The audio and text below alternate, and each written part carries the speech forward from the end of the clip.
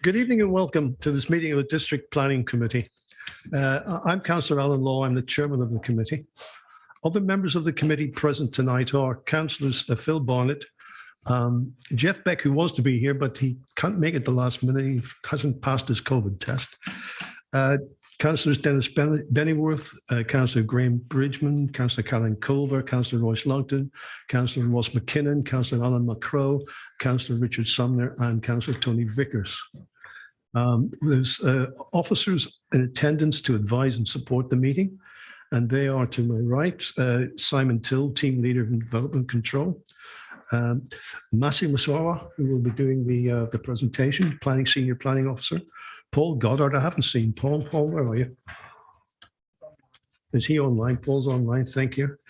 Sharon Armour from Legal Services and Stephen Chard, Democratic Services. Members of the public, before we start proceedings, I'd like to explain for the benefit mainly of the public who may be watching, that tonight's meeting has been held both over Zoom and with councillors present and in the meeting. Representatives making a presentation to the committee have been encouraged to do so remotely by Zoom, but those in attendance in person are equally welcome. The meeting has been live streamed on YouTube, so members of the public are able to follow proceedings. May I please ask everyone present in the meeting to make sure they have their microphones placed in front of them and to make sure that you speak directly into it. If we hear the evacuation alarm this evening, it's not a practice, it'll be for real. And we must leave the building immediately. So please proceed via the safe emergency exit route that will be shown to us by the trained officers present. And please follow any instructions given by the officers. The assembly point is the Newbury Station multi-storey car park. Anyone requiring assistance down the stairs will be assisted accordingly by the trained officers present. Now, do members have any questions about the way in which this meeting will be conducted before we proceed? Okay, I see no hands. Thank you very much.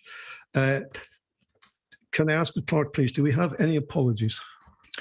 We do, Chairman. Apologies received from Councillor Clive Hooker and Councillor Graham Pask. Councillor Graham Bridgman is substituting for Councillor Pask. Thank you very much. I've got two sets of minutes, members. They're in your pack. Interesting enough, the first one goes back to almost just over a year. Wednesday, the 10th of February was the last time we held a DPC. And I've also then got the standard meeting that happened at the council to elect the membership of the committee and the chairman. Can I have any comments? Let me talk about the first meeting, the minutes, the meeting held on Wednesday, the 10th of February. Anyone, anything they want to comment on and propose amendment to? Well, I have a little light-hearted one. I chaired that meeting, but according to the minutes, I wasn't present. So I have asked the officers if they could please include me in the list of people present.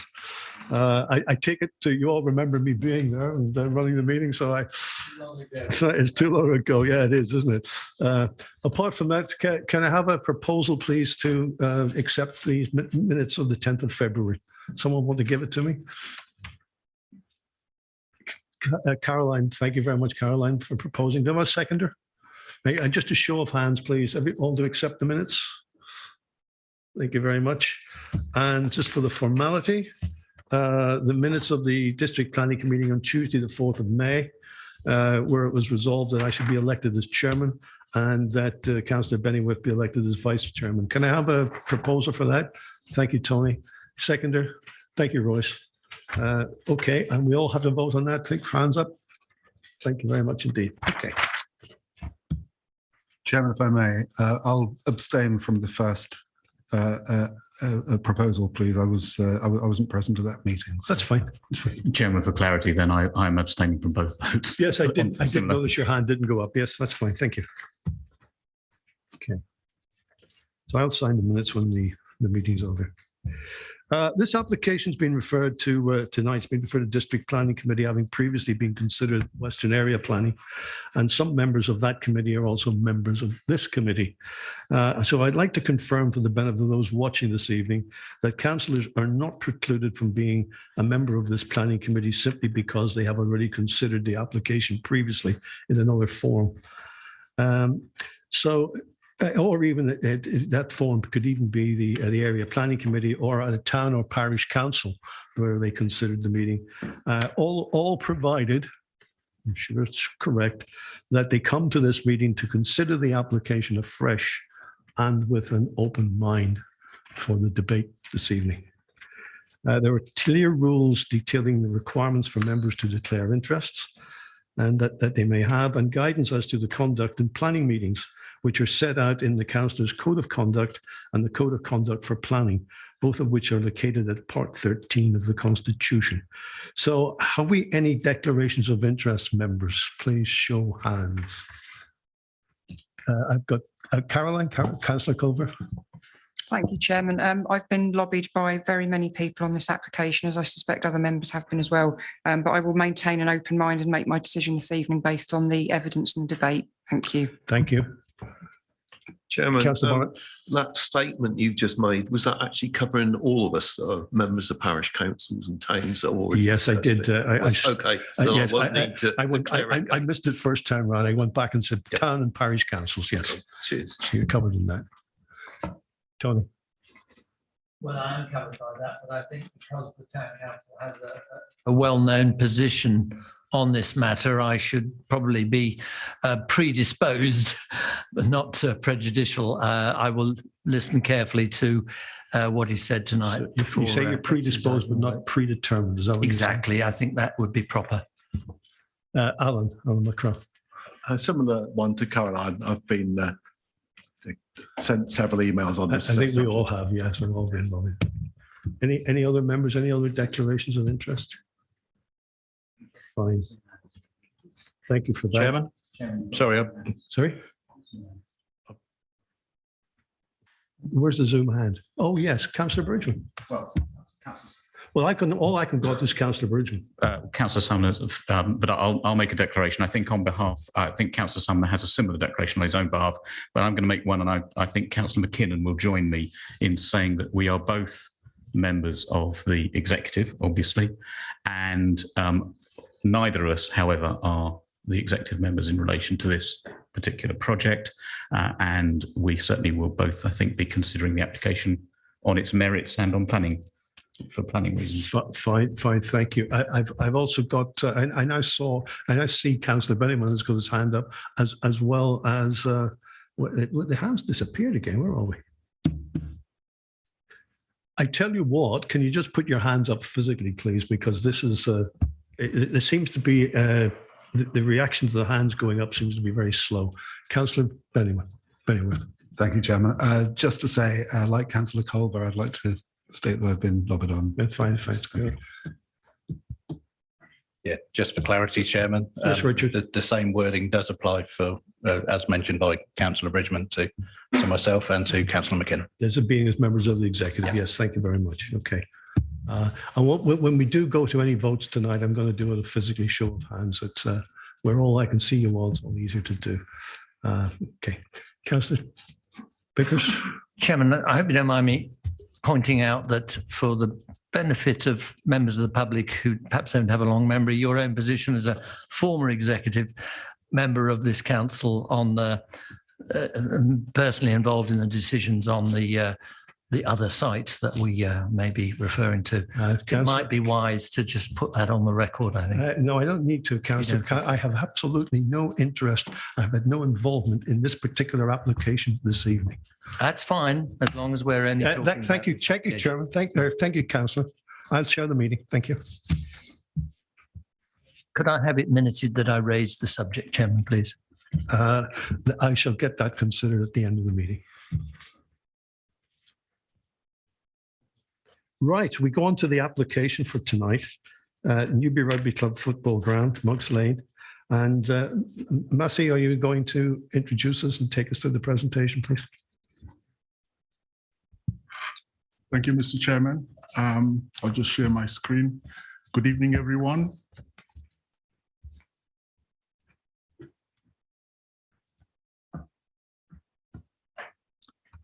Before I proceed, Mr. Chairman, I've got an item to state which is actually not on the update sheet.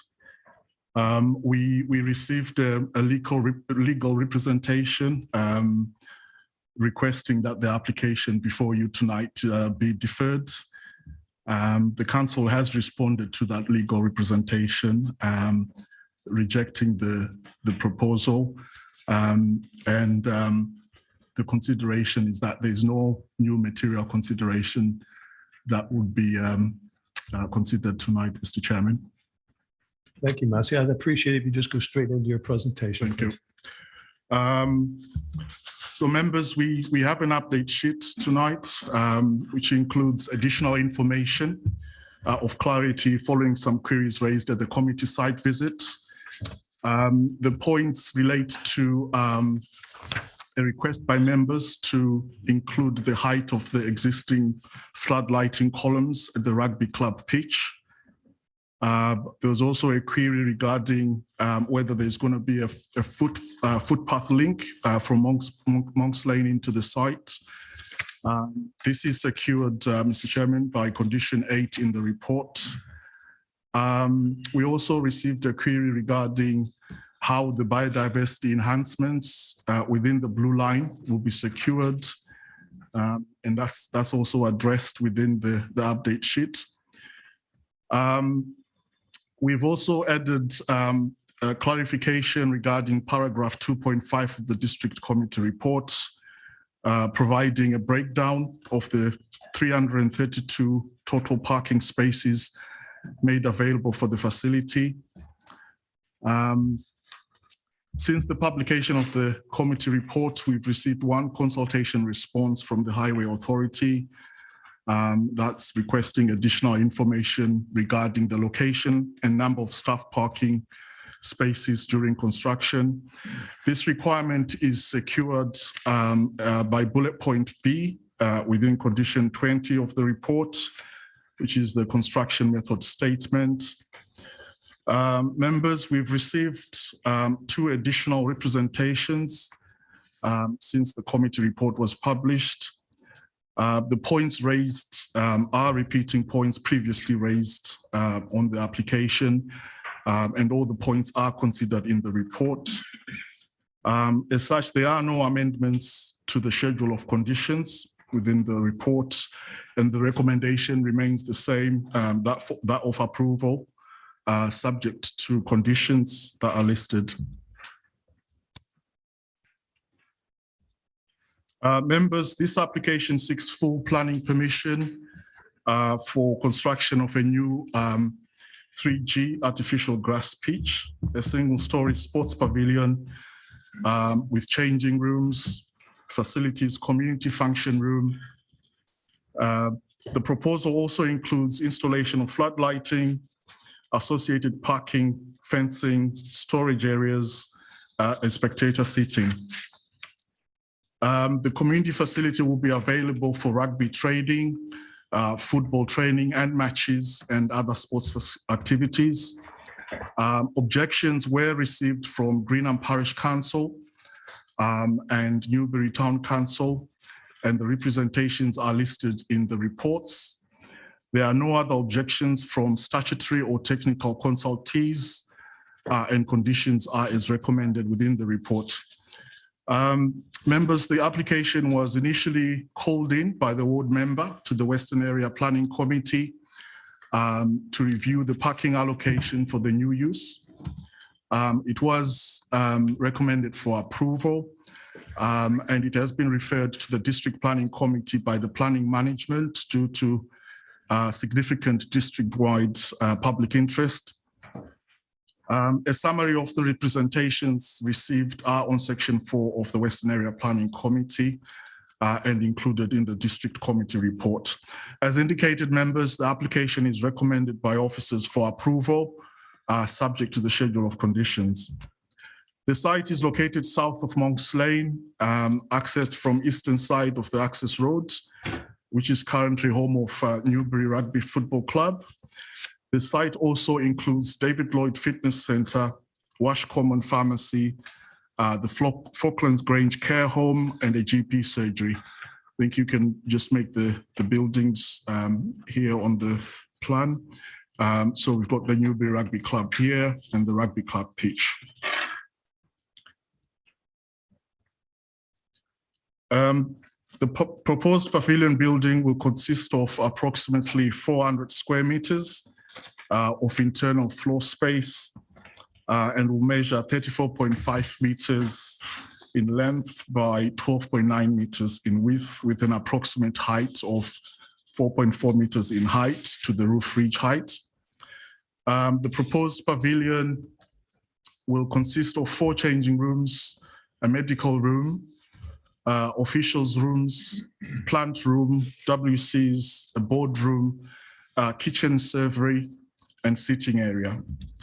It is submitted that the proposed kitchen and servery will be a reheat only. Therefore, no large kitchen equipment will be installed. A spectator stand is proposed as shown on the slides, and it is proposed to be located to the north of the pitch and will accommodate approximately 268 spectators. There are 6 proposed floodlights on the site. You can just about see them here. Each column mounted with 2 LED lights at a height of approximately 15 meters. The proposal also includes the construction of an open steel mesh stop fence, entrance gates around the entire pitch perimeter.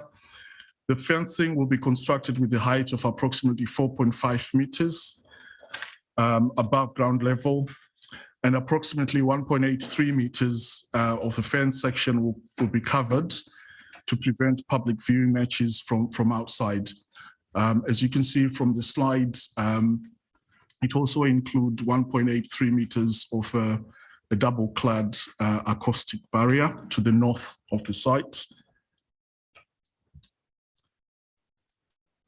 The proposal will be provided with parking provision as outlined on paragraph 2.4 and 2.5 of the District Planning Committee reports. As you can see on the slides, there'll be parking on the site itself with 52 parking spaces, and this is proposed for normal day use.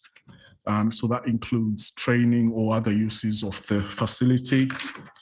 30 parking spaces are available at Newbury Rugby Club car park, and 100 parking spaces are available at Newbury College car park. These 2 additional provision is for the Saturday matches, as currently proposed in terms of the current level that the proposed occupier is playing at. In the event that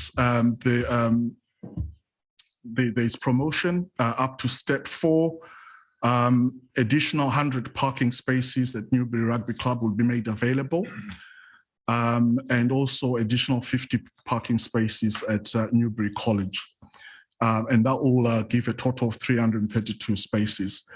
As such, members, the facility has been assessed up to step 4 level in terms of potential parking and traffic impacts. The various Football Association national ground grading categories are explained at paragraph 2.1 of the District Planning Committee report, just to explain the step 4 level. The proposed development is submitted to allow provision for future Football League promotions. Promotions would likely lead to increased attendances and an increase in traffic and parking demand. In the event that the predicted spectator attendance may exceed the car parking capacity on site, it is submitted by the applicant that the proposed facility has guarantees from Newbury Rugby Club and Newbury College as previously stated. And as shown on the previous slides, Newbury College is located to the east of the site, and it's approximately 12-minute walk from the proposed site. A condition has been recommended by the Highway Authority that no football and rugby matches can take place on the same day at the site. This would ensure that any overflow parking at the rugby club is available for all home football matches. The applicant submits that as this can be accommodated with the relevant league programming authority. So they're quite confident that they can achieve that. For the purposes of the core strategy, policy CS18 provides the definition of green infrastructure, which includes all outdoor sports facilities. Policy CS18 states that all outdoor sports facilities will be protected and enhanced. New developments will make provision for high quality, multifunctional open spaces of an appropriate size, providing links to existing networks. The Newbury Vision 2026 to 2036 sets out the district and town council's community aspirations for Newbury. The document indicates support for the growth of recreational and sporting facilities within Newbury and the preservation and enhancement of district's open spaces. In 2020, the council adopted its playing pitch strategy, which amongst other matters promotes the provision of sports pitches within the district and identifies a shortfall. Officers consider that the creation of the artificial grass pitch in this location would create potentially an increased capacity for far more football training and matches per week than the single natural grass pitch. Sports England, as a statutory consultee, consulted with the Football Association, the Football Foundation, and the Rugby Football Union on the proposed development before arriving at their statutory position of no objection, subject to conditions which are listed within the report. In terms of design, the surrounding built area is associated with a variety of architectural designs and form of varying quality. The scale, form, and design of the Sports Hub Pavilion is considered by officers to not cause any harm to the character and appearance of the area and the surrounding of the site and the surrounding area. In terms of sustainability, the proposal incorporates active design measures to promote sustainability and energy efficiency. And the pavilion building will be required to achieve BREEAM rating as stated by policy CS15. A BREEAM condition seeking an excellent rating was recommended to the Western Area Planning Committee. However, the applicant submitted a pre-assessment estimate process, which concluded that an excellent rating could not be achieved due to parameters of the scheme, along with the restrictions on the site. The applicant has submitted that the BREEAM pre-assessment shows the development achieving BREEAM excellent in terms of the energy section of the sustainability assessment. As such, officers consider that achieving excellence in the energy section carries substantial weight in favor of the sustainability benefits. Officers also consider that BREEAM very good will be acceptable in this particular case due to the parameters of the scheme and the restrictions of the site. As such, we officers have amended condition 28 from the Western Area Planning Committee such that it only requires BREEAM very good.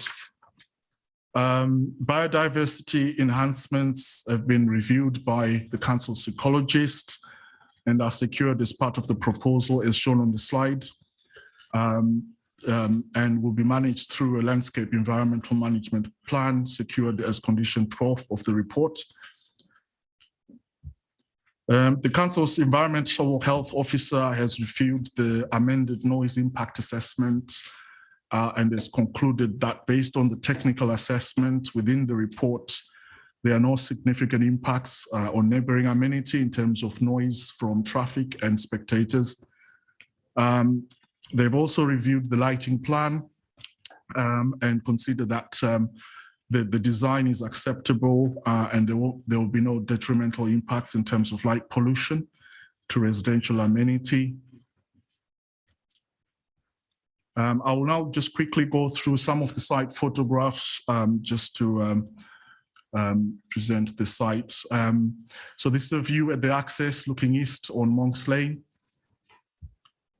Again, the access looking west with pedestrian crossing of Monks Lane.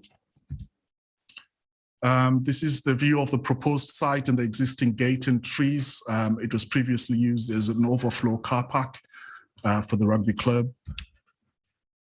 Again, a view of the existing car park from within the site. This is a view of the buildings adjacent to the site. I think this is the surgery. To the left of the image of the slide is David Lloyd Leisure Centre, and the building in the middle is the care home. This is an image looking north towards the site boundary with Monks Lane, with the existing trees which will be retained. Again, looking north, looking towards the residential properties beyond the trees. Image looking east, towards the east with the existing or adjacent rugby pitches on the site. This is the existing rugby club main pitch with the existing floodlighting. You can just make the site boundary, which will be just there. Again, looking at the southern boundary with the rugby club. Okay, so that's the existing rugby club car park, where some of the additional parking is proposed. That ends the presentation, Mr. Chairman. Thank you. Thank you, Massey. Thank you very much. As per our usual procedures, we will give the opportunity to members to ask questions of the officers once everyone else has finished speaking. So next person speaking is the parish representative, Councillor Vaughan Miller. Councillor Miller, isn't it?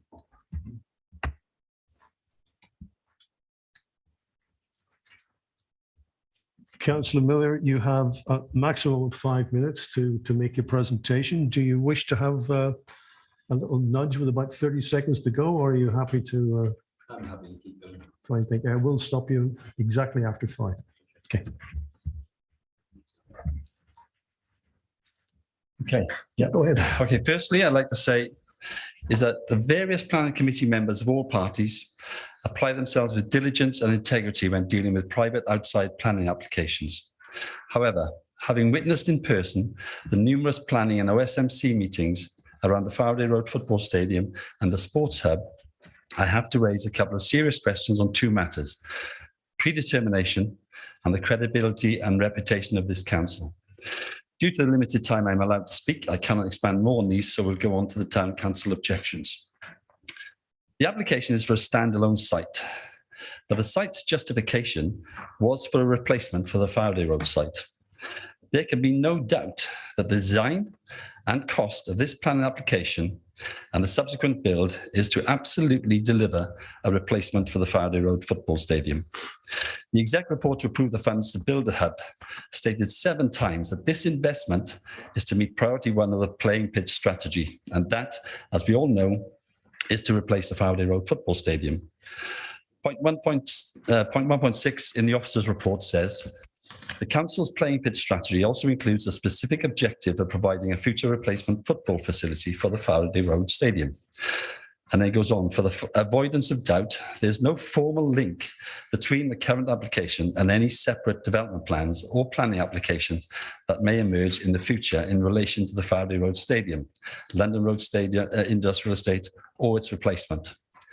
I just have to say to that, pull the other one. You are going through planning gymnastics to avoid proper planning scrutiny of the real intent for this application, and thus denying this council as a planning authority the opportunity to test the application as a replacement for Faraday Road. Point 1.9 of the report states that Sport England consulted both the FA and RFU on the proposal. That's all it says. Well, full disclosure, please. Is it not a fact that the FA, the Football Foundation, and the RFU all still object to this application? None of them, Sports England included, by the way, see a way to justify having 4 changing rooms. The site is way too small. The playing arrangements favour rugby over football during the prime time of football need. And these are just 3 of the issues they raised in objection. The site does not have scalability at higher steps beyond step 4. Faraday Road can go up to at least step 2. Therefore, it is not and could never be a like-for-like replacement for the site at Faraday Road. The Sports Hub is only 2/3 the size of the Faraday Road Stadium. It does not have a full-size clubhouse, which is key to financial and social sustainability, and the financial sustainability of the ground and the senior clubs using it. And the location is much worse for public and active travel. It does not meet the Town Council's strategy of being within a short walking distance from the town centre, meaning that businesses are unlikely to benefit from increased footfall. Yes, some towns and cities have developed grounds outside the centres, but we see no benefit, no justification, and no need to do this in Newbury. For the sake of honesty, integrity, good stewardship of council tax and transparency, we would like to see plans for the development of Faraday Road considered alongside this proposed replacement site. If you are indeed intent on going through this charade of judging this purely as a standalone facility, then you must still reject it on the following grounds. As a standalone, it is not required to meet the test as an equal or better facility of the Faraday Road Stadium, and therefore should not be considered in any way to meet the priority number 1 of the PPS. As a standalone, it should only be considered against the requirement to help meet the shortage of 7 AGPs in the playing pit strategy. As a standalone, it does not need to meet step 4 or even step 5, so no need for the small clubhouse or large stand. As a standalone, it should therefore be rejected as a massive overdevelopment. The full cost of this, of your taxpayers' money, don't forget, is the equivalent of building 6 standard AGPs and therefore almost meeting the shortage across the whole district. Add in the community football group applications to rebuild the Faraday Road Stadium, which would cost way less than 1 million because it's eligible for grants from governing bodies, which this hub is not. You can meet the shortage of all 7 AGPs.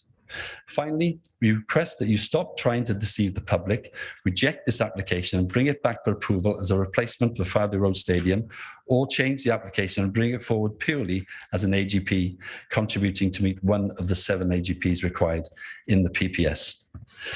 Finally, the risk on this application really is the waste of between 11 and 15 million pounds of taxpayers' money. You're going to have to end it now. Thank you. Thank you very much, Ken. Stay where you are, please. We'll see if there's any questions. Members, anyone wish to ask a question of Councillor Miller? No, thank you very much, Councillor Miller. Thank you. We now have objectors speaking, and I have 4 objectors, but I believe there's only 2 speaking. Is that correct? Would you? And the other 2 are available for questions. Only the speakers can need to go up. Could you just say who you are for the benefit of everyone watching? Can you say who you are, please? Certainly, Chairman. My name is Peter Lambert. I'm a local resident. Peter, are you going to? How long are you going to speak for, so I can guide you on time? I hope to be approximately 90 seconds. Okay, well, we'll give you a little buzz if you're going to go over that. 90 seconds, please. Go ahead. May I start? Yes, go ahead. I spoke at the Western Area Planning meeting on 15th December, expressing the widespread confusion as to the purpose of this development and whether it is a replacement for Faraday Road or not. This has been clarified in the documents for this meeting, which state, and I quote, "For the avoidance of doubt, this is a proposal for a new step foreground. Members are reminded there is no link between the current application and any separate plans that may emerge in the future in relation to the Faraday Road Stadium." Further, it states, "This application is submitted as the council seeks to deliver playing pitches in accordance with the West Berkshire playing pitch strategy. The playing pitch strategy identifies a deficit of 27 adult-sized natural grass pitches and 8 AGPs. This proposal increases the deficit of the grass pitches and mitigates by only one, the shortage of AGPs. There is an incremental benefit to this upgrade in that an AGP can support greater usage than a grass pitch. But that is the only part of this proposal that supports the playing pitch strategy, and this upgrade to AGP comes with a huge and unjustifiable price tag. The inclusion of the clubhouse, the stand, and the other requirements to make this a step foreground make this a first-class facility, but these are not aligned with the playing pitch strategy and the shortage of pitches. If this was submitted as a replacement for Faraday Road, then the inclusion of the clubhouse and stand would be aligned with the strategy, but this is not the case. It is worth noting that this application could not be submitted as a replacement for Faraday Road, as it does not meet the requirements to be such. There is therefore no justification for the expense of the clubhouse, the stand, nor indeed any requirement to make this a step forward facility. You've just gone over your 90 seconds, but you can continue, but the other person is going to be reduced. Thank you. And the funds proposed for these developments would, for example, be better allocated addressing the pitch shortage directly. The question to be addressed is how many pitches could be provided to the community if all these funds were wholly allocated to new grass and new all-weather pitches. I therefore urge the members of this committee to act in accordance with the stewardship principle of public life, to ensure the prudent use of public funds and to recommend refusal of this application. Thank you. Thank you. You could just stop the clock for a moment. Mr. Paul? How long have I got? Could you just, yeah, how long has it got? You've got 3 minutes. Could you just say who you are, please? Yeah, my name is Paul Morgan. Can everyone hear me? Good Yes, evening, Paul. everyone. How long have I got? Start when you want. How long have I got? 3 minutes. 3 minutes, okay. Right, okay, here we go. A lot of the points I've made have already been covered, so I'll keep it as succinct as I can. Despite the fact they're saying there's no formal link between the current application and the Faraday Road Stadium, there is. And that there is a formal link, and that is Executive Decision 4149, which was passed on the 16th of December 2021. And the Western Area Planning Committee document also stated there's a link. So the fact they're saying there is no link is purely farcical, basically. Councillor Law, at the OSMC meeting, you actually said in there that you are in no doubt whatsoever that this is a replacement for Faraday Road pitch. You said that yourself. Oh, I was there, we witnessed that. So there can be no doubt whatsoever that Monks Lane Sports have been seen by certain members of the executive as a precursor required to freeing up the current football ground to allow for significant redevelopment sometime in the future. That's a fact. To try now to suggest this is not linked to a replacement for Faraday Road is disingenuous, and I believe is a deliberate misuse of the council's planning process by the council itself. Would the council be suggesting spending over 11.5 million to 50 million on taxpayers' money on a scheme for just one 3G pitch? I suggest no. By comparison, you may have read there's a 3G playing pitch at Deanfield School in Tulhurst, which is part of West Berkshire. The cost of that was £730,000. Compare that to the 12.5 to 50 million we're now talking about. This is not about the delivery of the playing pitch strategy. As Councillor Miller said, you could create at least another 5 or 6 grounds, 3G pitches for that money.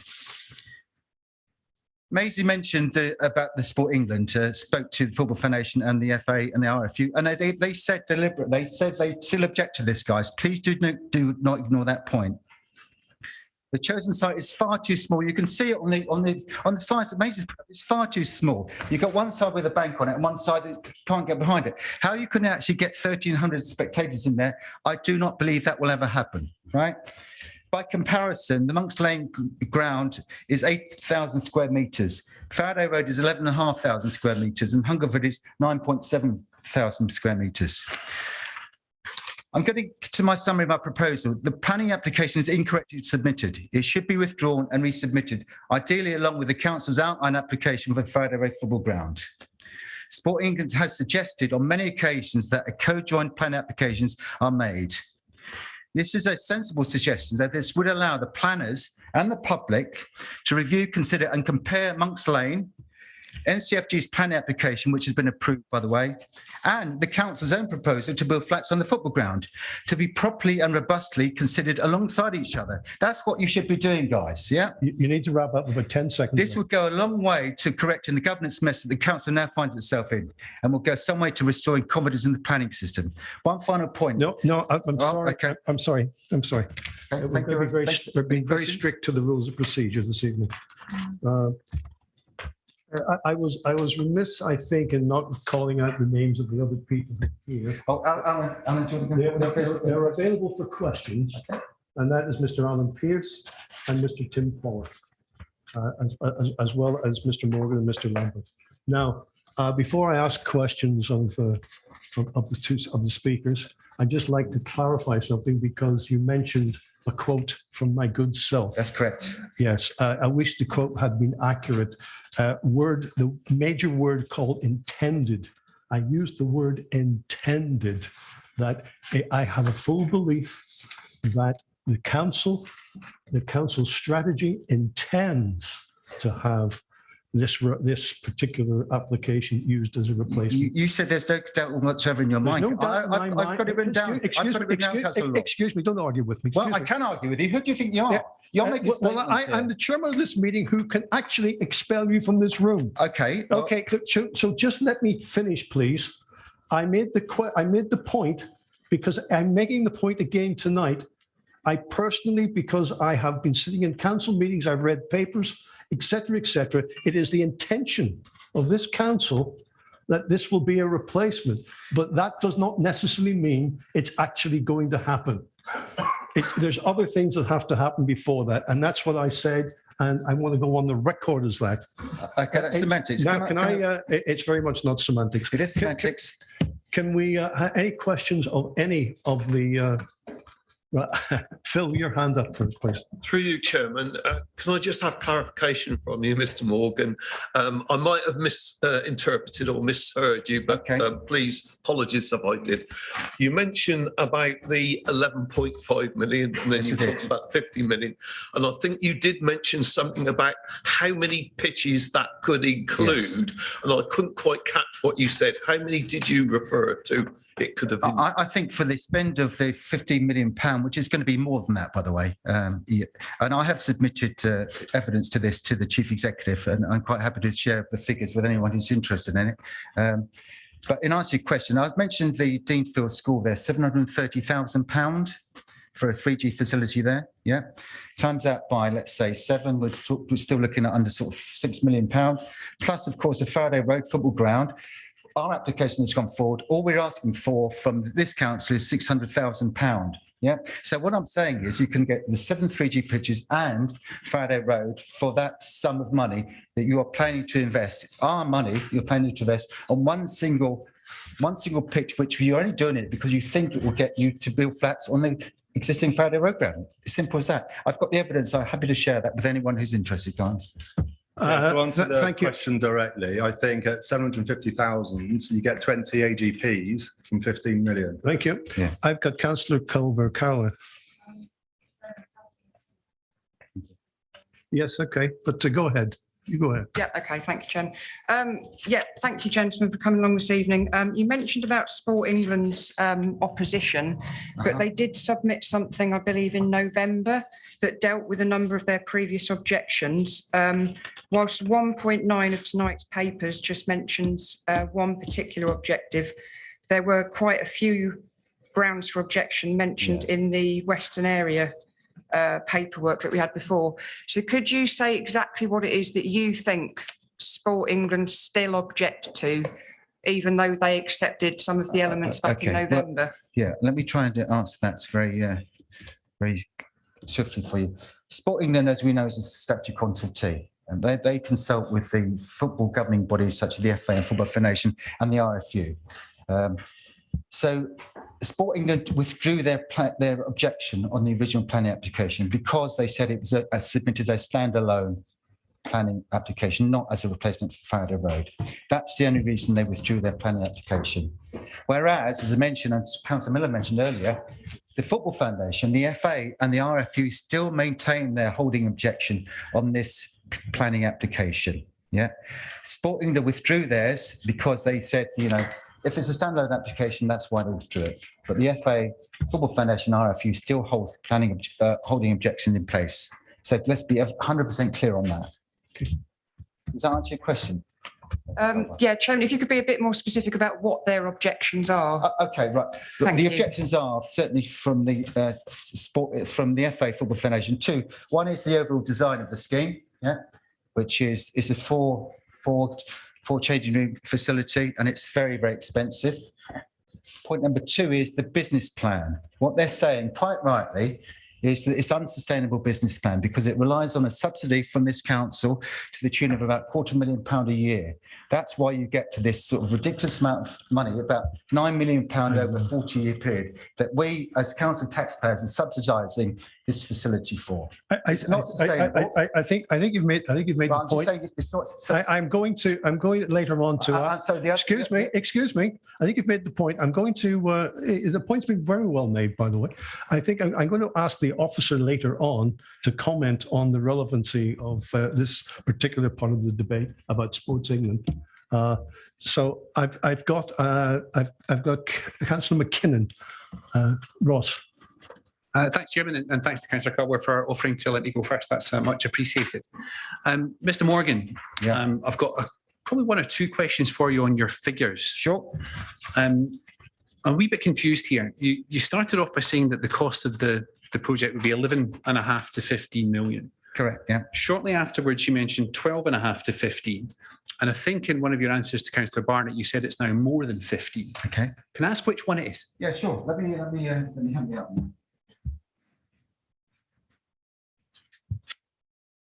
Based on your own figures, this is Just really, which of those three quotes are you sticking with, Mr. Okay. Morgan? And then I'm going to ask you another question. If you don't mind. 11.3 million is based on WBC figures. Well, okay, so which is the correct cost? Is it 11.5 to 15, 12.5 to 15, or over 15? There's costs in there that has not been included. The total cost, everything. Okay, Everything. I believe the total cost, your figures show 11.3. I think the total cost is going to be near 13.5, 14, 15 million pounds. Which one of those is it? 13.5, 14, or 15? There's costs that haven't been identified. For example, Councillor McKinnon, you've stated there that you've got 200 planning sort of parking spaces. Just an answer to the cost would be fine at the moment. Thanks, Mr. Morgan. But there's so many figures that haven't been included in your sums. I think we've got. I think we've got the. I think do we've a got there. follow-up. Yes. So my point is, Mr. Morgan, 11.3 million. Is all of that cost an upfront cost, or is it No. payable over a period of time? Well, it's 3.8 million upfront, and it's based on 11.3 and 7.5 million over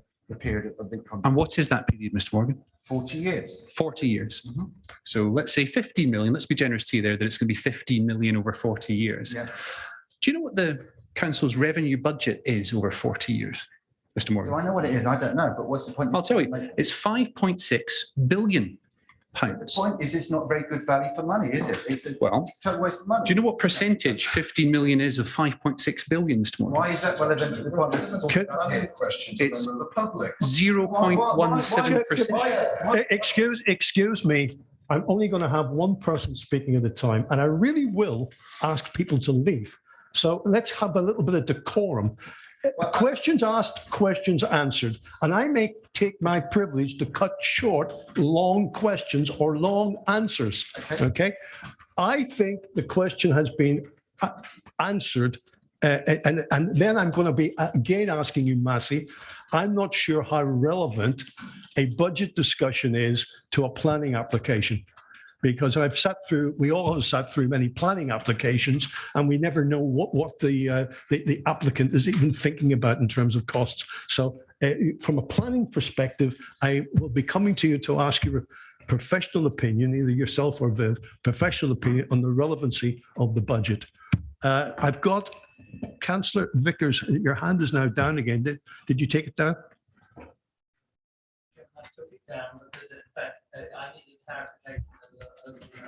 Okay, fine. Thank you. I thought I saw Councillor Allen's hands up. It's been answered. Okay, fine. Thank you very much. Any other questions of the objectors? No, thank you very much, gentlemen. I now have a supporter speaking. I haven't seen him yet. Mr. Paul Dick is Mr. Dick. I'm behind you. Ah, there you are. Only my wife thinks I've got eyes in the back of the head. Good evening, ladies and gentlemen, and thank you. Same to you, 5 minutes. I understand that, sir. And thank you so much for giving me the opportunity to speak to you about this. I'm not a member of any lobby group or anything else. I have, I think, fairly unique experience, which means that I have some comments which I hope you will find useful. Most of you don't know me. For almost 30 years, I was the head of Kennett School, secondary school, now 1,800 young people. I also ran Trinity, other schools which are not in West Berkshire, so we don't care about those, and 5 primary schools, all of which went from low grade to high grades. The records are there. And the thing that drove me, the tool that I use most of all in all the schools always was the power of sport. It is not to be underestimated. We can talk about health. We can talk about resilience. We can talk about decision making. We can talk about growing, developing, learning new skills. We can talk about teamwork, the kind of things that I was hoping to see in this chamber this evening. Maybe we will, I don't know. Those things are vital in the modern world for young people growing up. In my experience, nothing helps those things grow better than sport. As long as, of course, you're careful to include opportunities for everybody, not just concentrate on the elite. So that's my experience of young people in our area, and they are the future of our area, no question. We are the past. My other experience, which is relevant, is I am a senior county referee. So I am still active. I referee adult and children's games all over the Berks and Bucks area and well beyond. So this Wednesday coming, I'm refereeing a national semi-final. And last week, it was a county national semi-final. I've refereed many cup finals and other league games in local pitches, both grass pitches, council pitches, and 1 or 2 of the better grounds that you all know, one of which, of course, gets mention. And the issue for me is this. I've experienced those things at all levels. And ladies and gentlemen, locally, we are failing. We are failing to provide the opportunity to allow our young people and our young adults to be aspirational for themselves and for their skills. And a perfect example is I refereed a couple of county games when they were just before, in the middle of COVID, rather when there was a gap there at Slough Town. If you've never been there, go and have a look. I've talked to the mayor and various other key people there. They built a facility, not dissimilar, but similar. And the difference it's made, it's become and becoming a centre of excellence, not just for football, other sports too, but coaching as well. And that's something, again, that underpins the future. I'm often critical of West Berkshire over the years. I've crossed swords with 1 or 2 people in the room. I'm here tonight because well done you for bringing forward this aspirational project for the young people of our area. I am delighted. I publicly take back some of the things I've said in the past, and I congratulate you because this facility looks superb. It will provide for rugby and football training. The changing rooms are interesting. One of the things you won't know about me is I am chairman of Thatcham and Newbury Ladies and Girls Football Club. We run multiple teams, 12, 13, 14 teams. Where do a lot of us train? Newbury Rugby Club. The rugby club are brilliant. We've got a really good partnership. They work with us well. I am convinced that this synergy will work very, very well. There's no doubt about that. So, ladies and gentlemen, I hope that you stick to your guns and give this opportunity to Newbury and West Berkshire because our citizens deserve it. Thank you. Thank you very much. We just stay there, Sure. Mr. Dick. A few people. Tony, can't you, hands up and down, huh? It came down. I mean, I was going to ask him whether he felt that towns deserve to aspire to great things, but he's basically said that he does. I've got Councillor Bonnet, Phil. Through you, Chairman, and correct me if I'm straying a little bit off script. Good to see you, Mr. Dick. And you, sir. Sorry we didn't bump into one another on the hustings last year. I know we did in Budapest a few years earlier, but that's another story. We did. In regarding your presentation, I'm sure that many of us would thoroughly agree with your aspirations. Well, you know where to put your cross. What you haven't said too much is about the application we're looking at in relationship to the site. Sure. And I would like you to just elaborate your views on the application relationship to the site in Monks Lane that's been proposed. Well, to be frank, I mean, I'm aware of it, obviously, but I'm not. There's been too much technical expertise flying around. My job tonight was to represent the people who will benefit from these facilities and use them, raise their aspirations and improve sport and the quality of life generally in the area. If you ask me as a traveller, as a local citizen, I think this is an excellent place and it will work very well. And I've got experience of football and rugby on that site working together. That would have been my concern if I hadn't met that in person. Does that help? Okay, Caroline. Thank you, Chairman, and thank you, Mr. Dick, for coming along this evening. It sounds like you've made a fantastic contribution locally, both as a head teacher and as a referee. But you obviously will have a lot of experience of having tight budgets to deal with in your career. Indeed. Do you think it would be better if we spent this money on multiple pitches rather than just one? Absolutely not. I think you improve the situation by putting something that's shining in the middle and you raise aspirations. Certainly a lot of the local pitches need improving and I'm sure the town councils and others will want to do that. But this would give such a big boost to the sporting community and to the aspirations of the town and the area. I think the rest will follow. We can't wait forever. Well, thank you very much, Mr. Dick. Pleasure. Can I ask a question? No, you're not allowed to at this point. Okay. Why? Because this is the procedure of running a planning committee. Now I would like to have the applicant, please. And we had three people representing the applicant, Mr. Paul Martindale, Councillor Howard Wollaston, who I don't see, and Martin Lindis from Saunders Boston Architects, who I believe is the only one speaking. Same rules, 5 minutes maximum. Yes, I believe I believe that Councillor Wollaston's on the Zoom.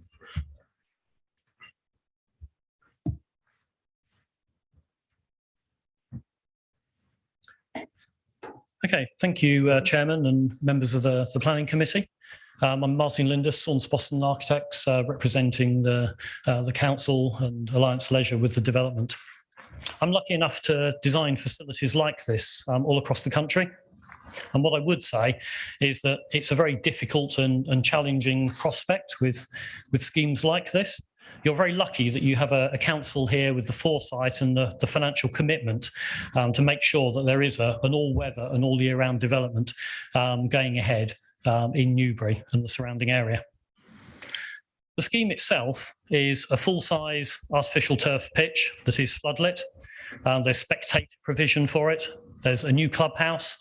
As you've already heard, it has 4 changing rooms, a social space, servery, medical rooms and WCs. We also have on-site parking, and I'll go into that in a little bit more detail in a moment. The playing pitch strategy identifies that there is a shortfall of 8 pitches like this in the borough, and this is one that will start to address that shortfall. And to be clear, there is no objection from Sport England on this application. I'd also like to be really clear about the standard of the facility. The club currently plays in FA Step 6, and it's slightly counterintuitive in that it works the wrong way round on the grading. And the facility we're designing here is a higher level, which is Step 4, and that's a FIFA accredited standard as well. There's 1,300 spectator spaces on this, and that is calculated by a competent person as defined by the FA, and they've been through and identified where they all can be accommodated, with at least 300 of those being covered and at least 150 of them being seated. We actually have 4 changing rooms, which creates a turnover. It creates a better opportunity for use of the pitch. It also deals with a lot of the safeguarding issues as well. And one of the other key items for step 4 is that there is a boardroom in the clubhouse. I'm now going to go through a number of the items which I think are the main points of discussion for facilities like this. The first is lighting. In planning terms, it is always a concern. We have 6 15-metre poles here with LED lighting on them. They have directional cowls, and that means that the light spillage is limited.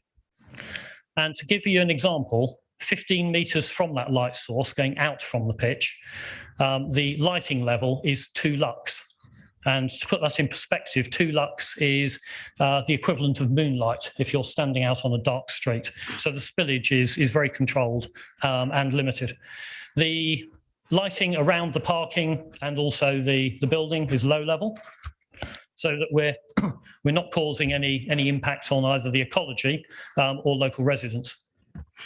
Noise would also be another issue. We have a full consultant's assessment. Looking at that looks at both the matches and also the parking.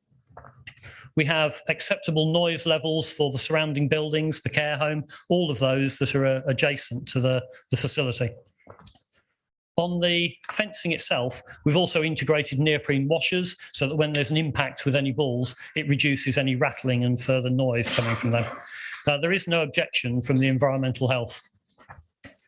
In terms of parking, we have 82 spaces available on normal everyday running.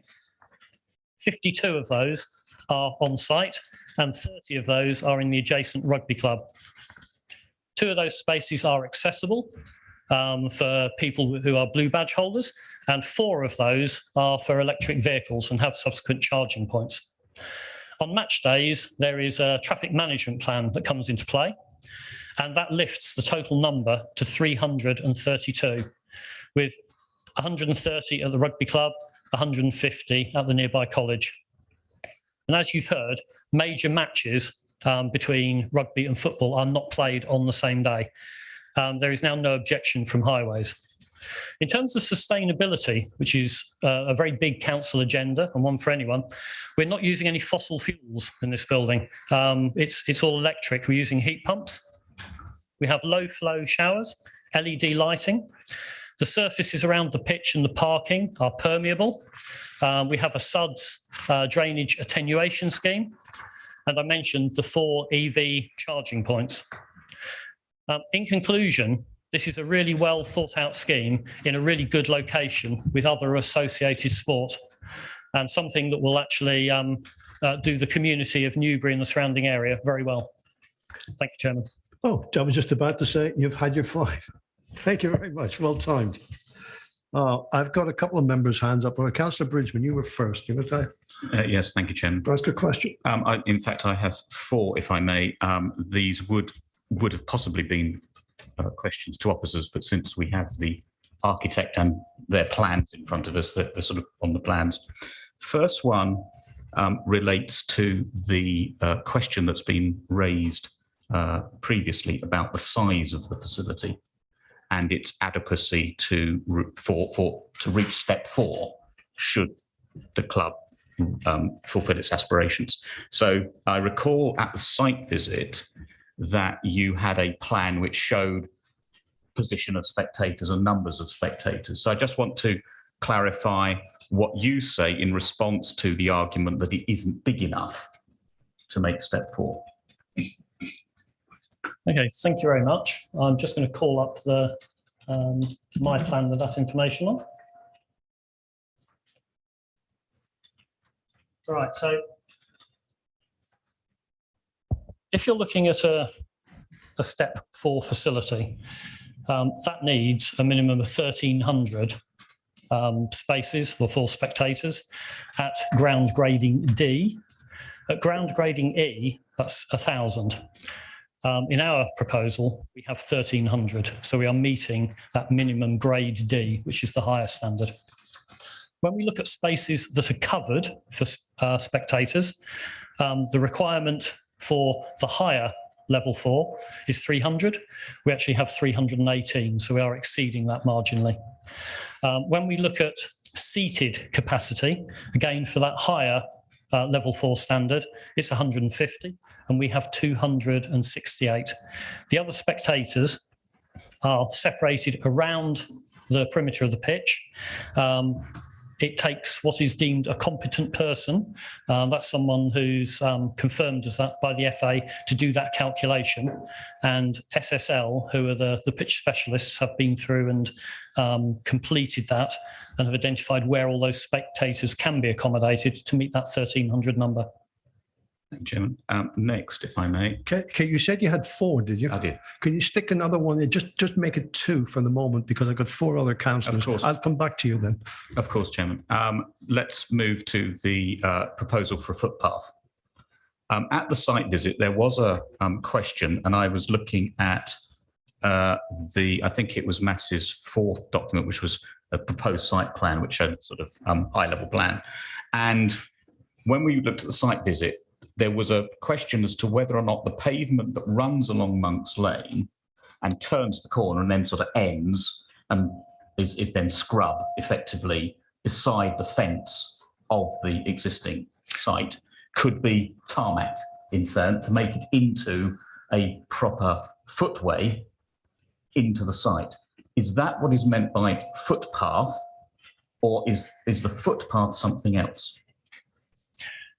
Okay, I think I understand that question. I'm just going to repeat it back to make sure I'm clear. I think you're referring to, as you're standing on Monk's Lane, looking into the entrance to the main site. On the left-hand side, there is some signage, and currently there isn't a footpath in that area. There is a footpath on the right-hand side. The reason I'd make the distinction is, of course, a footpath is something that isn't adjacent to a highway. Adjacent to a highway is a footway, which is why I wanted to clarify whether we were talking about a footpath, which wouldn't be running along Monk's Lane, or a footway, which would be turning into the site. Right. So where the signage is on Monk's Lane, there isn't. Yeah. And I think Massey had a photo that illustrated that by the signage. So the intention is that for people from Monk's Lane will come in on the opposite side on the existing footpath that runs all the way through, and then cross. And then they have a dedicated footpath that goes through the parking within the site off to one side, so that there's separation of both vehicles and pedestrians. But if I just may clarify, Chairman, the land I'm talking about is within the blue line. Yes, it is. It is within the blue line. Thank you, Chairman. I'll deal with that when Yes, okay. You just tuck this one away as well. My question is, why should there not be a footpath there? But we can look at that later on. I've got Councillor McCrow, Councillor Culver, Councillor Bennyworth, Councillor Barnett. In the order they came up. Alan, you next. Thank you, Mr. Chairman. You mentioned two things I'd like to ask questions about. One is noise. And I noticed in the report it says that a noise assessment was carried out on the 2nd of September last year, but it doesn't say what noise was being measured. And the other thing is you mentioned the standing, the covered stands. And when I look at the plan, I notice that the one for standing spectators is at very much one end of the pitch. It's kind of only halfway down the penalty area, which seems very strange. And I wondered why that was. Okay, if I perhaps take that second one first, that's probably the easiest one to cover off. There is one stand in the scheme, and that stand is to the north of the pitch, between the pitch and Monk's Lane, and that's the one that can accommodate the 268 spectators. Elsewhere, spectators are not under cover. They're open to the elements as it runs around the pitch. So there isn't other than the team's dugout areas, there's nothing else that's covered. I'm sorry, but in our report it says there's a covered stand for 50 spectators. Oh, sorry, I apologise. Yes, just to the south there is. We have a small one for 50 as well. And it's at very much one end of the picture. I wondered why that was. I didn't position it there myself, but I would suggest that it's in an area where it's divided between the spectators who run round the pitch. It's also close to the area of access. And rather than separating it out into lots of other smaller covered areas, It's a block with 50 to make that compliance. Okay. Thank you. Sorry, your first one, I missed it. The sound monitoring on the 2nd of September. Yes, so an acoustic survey was carried out. And my understanding is that looks at background noise levels in the area. And then what they do is a comparison with noises from other pitches at this level. And then they model it to see how far that noise then extends. And they do that in several different formats. They do it in a day-to-day format, which is when you've got more limited numbers of people on the pitch. And they also do it for the match day with the maximum spectators too. Does that answer your? I'd probably like to come back to officers on that one, Mr. Chairman. Because, Okay, fine. Okay, because at that time, of course, we were in not in a lockdown, but we're very much. I hear you. Well, leave that till then. Okay, fine. Caroline. Thank you, Chairman. Thank you, gentlemen, for coming along this evening. I'm looking at the national ground grading category D on the FA website, and it says for step 4 grade D, you need to be able to have the potential to reach 1,950 attendees. So my first question is, are you confident that this facility would be able to accommodate 1,950 people in the future? And you mentioned about the competent person coming in to look at the numbers. In your professional opinion, would the correct time to do that be as a planning condition, so that a competent person can say in advance of the build that they're confident that many people could be accommodated?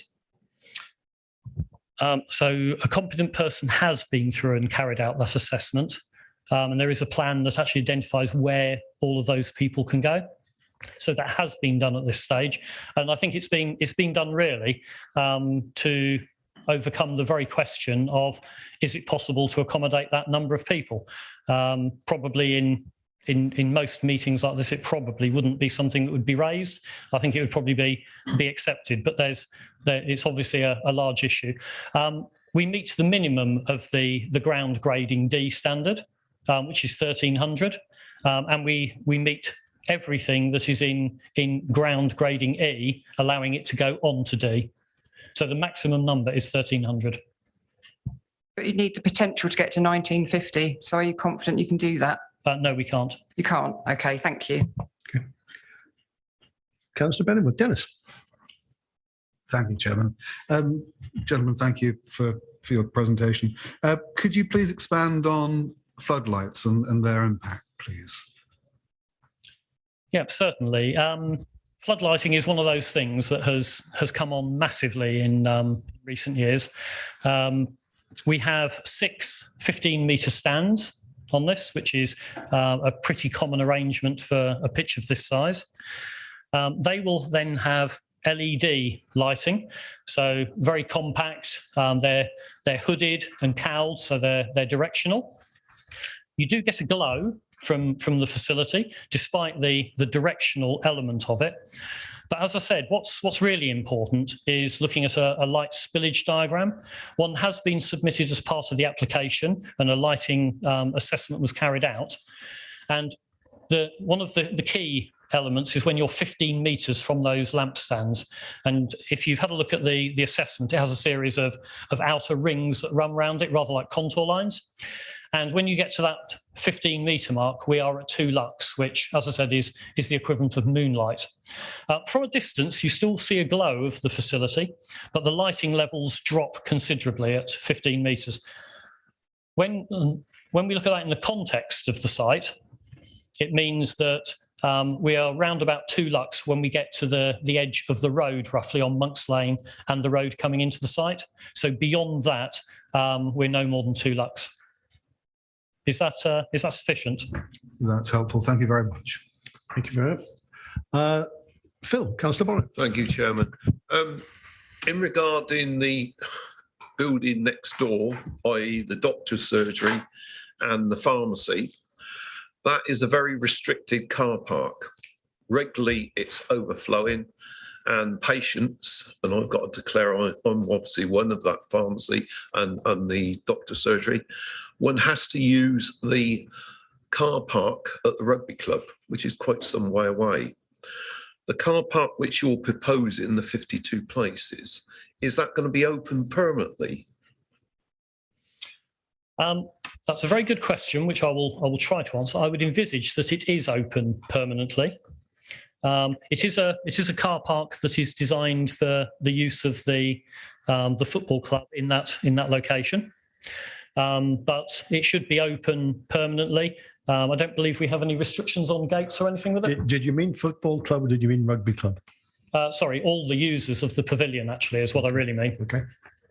Can I ask a supplementary, Chairman? Yes, go ahead. Does that mean, or presumably at the moment you're unclear and won't be able to give me a positive answer, but on the face of it, there's a good likelihood that patients and people go into the pharmacy finding it's difficult to park at existing car park, could well, outside normal match days, be able to use that car park, basically. That's the question I'm asking. Yeah, operationally, this area will be staffed. It'll be staffed during all of the hours it's open. So I think what we'd expect really is a reasonable attitude from the leisure operator who'll be looking after this facility. Obviously, if we're having issues of capacity, then clearly the priority will be for the players and visitors to the site. But basically during off-peak periods, there will be capacity for parking, and there'd be no reasonable reason why that couldn't be given to serve people who are visiting other facilities, around the Newbury site. Okay. Councillor Vickers, Tony. Yes, I will ask a question because the answer that you gave, I listened very carefully, I thought, to the change of remarks between Councillor Culver and yourself.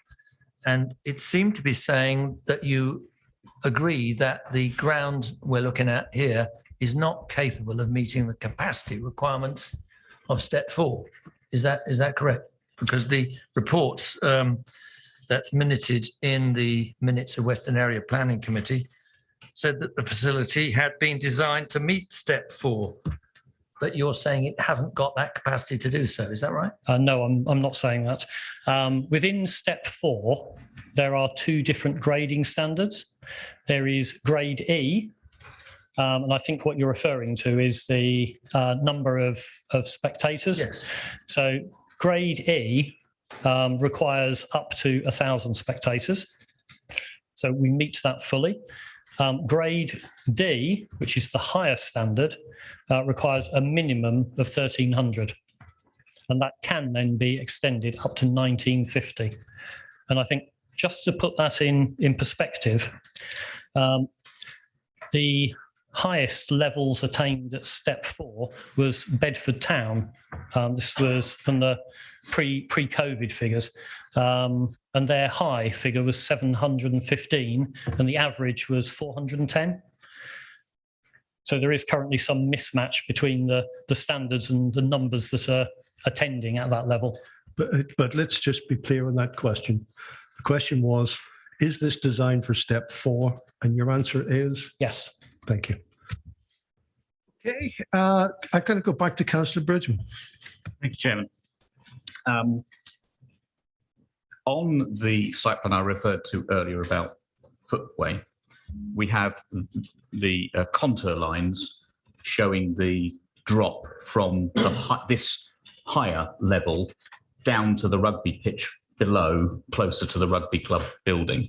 And what I haven't been able to work out from the contour lines is what that drop is in order to, I'm trying to assess the height of the lighting columns, because if the lighting columns at the bottom of the slope are 16 metres and the lighting columns at the top of the slope are going to be 15 metres, just to get a differential between the two at the top of them. Okay, I think I can help there. So the rugby club currently has lighting at 2 different levels. One of it is at the lower level on their main pitch in front of the clubhouse. The other lamp stands are on land that is at the same level as this, so it's already illuminated. Their lamp stands, I haven't designed them myself, I've no knowledge of them, but looking at them, I would say they're very similar in height to what we're proposing here. And that is an estimate. That assists. And finally, there was a comment made previously that this pitch we lose a pitch. I think the comment was a rugby pitch because we're putting a football pitch in its place.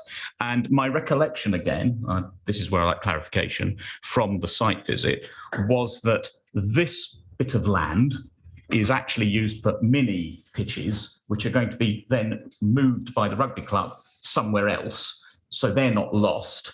I just want to clarify what your response to the question, we are losing a pitch by putting this on.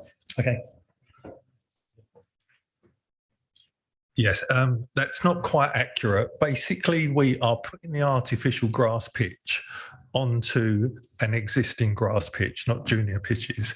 So basically, there are 5 grass pitches at the rugby club, and we are placing the artificial grass pitch on pitch 5, which is actually the lowest standard grass pitch that the rugby club has.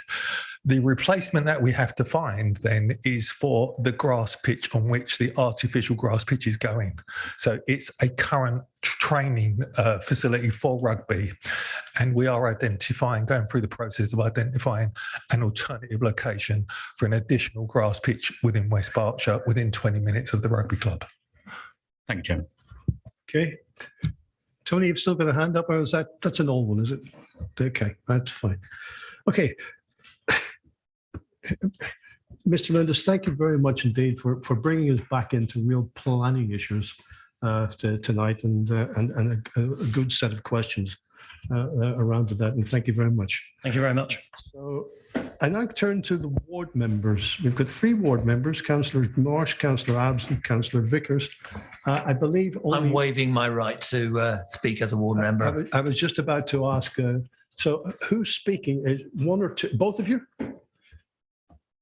Both of you, okay. And have you decided how long you're each speaking? So I can guide you. 2.5 minutes each, Chairman. 2.5 minutes. Could you come to the dais, please? So, Councillor Abs. Thank you, Chairman. You let me know when I can start. Yeah, you can start. Go ahead. Thank you. Given the limited time available in my presentation, I'd like to deliver bullet points to members, which I'm happy to expand on and provide the evidence that supports each of these bullets. First of all, at Western Area Planning, we were told time and time again that we should consider this as a step 6. A lot of this evening has been talking about this being a step 4. Members should take great care given the quasi-judicial nature of this committee, especially given letters received from members of the public who have engaged barristers now indicating a likely judicial review. Although now an advisory, the joint statement from Sports England clearly links this application both to Faraday Road and the playing pitch strategy. The facility cannot, as we've now heard, meet the requirement for a step 4 facility as laid down by the FA as a category D ground. Highways attendance numbers are incorrect and are not 150 to 175, but from 70 to 661, a significant difference when determining if parking provision is suitable. Sports England does not support this application. It simply does not eject. The letter of October 21st, 2021 raised 18 concerns, 12 of those remain. Although not statutory authorities, both the RFU and FA, as we've heard, still oppose. Such a large facility as Monks Lane is significantly worse for the environment than the facility available at Faraday Road and makes our climate emergency declaration even harder to meet. There is no solar at all on this proposed facility. The impact on residents of Monks Lane and the smaller roads branching off a bit is significant and is not mitigated, which I'd like to demonstrate to you by the parking as proposed. So this committee is being asked to make a decision without being fully briefed by all the officers, not just the planning officers, and is being asked to clear from its mind the linkage made over months and many meetings to its true purpose. This raises serious concern re judicial review. Members are being asked to vote through an application that may leave themselves open to personal liability and which could cause reputational damage to the council. Thank you. Thank you. Councillor Marsh? Councillor Abs, if you could just stay around that area for questions. Thank you. Observe distance.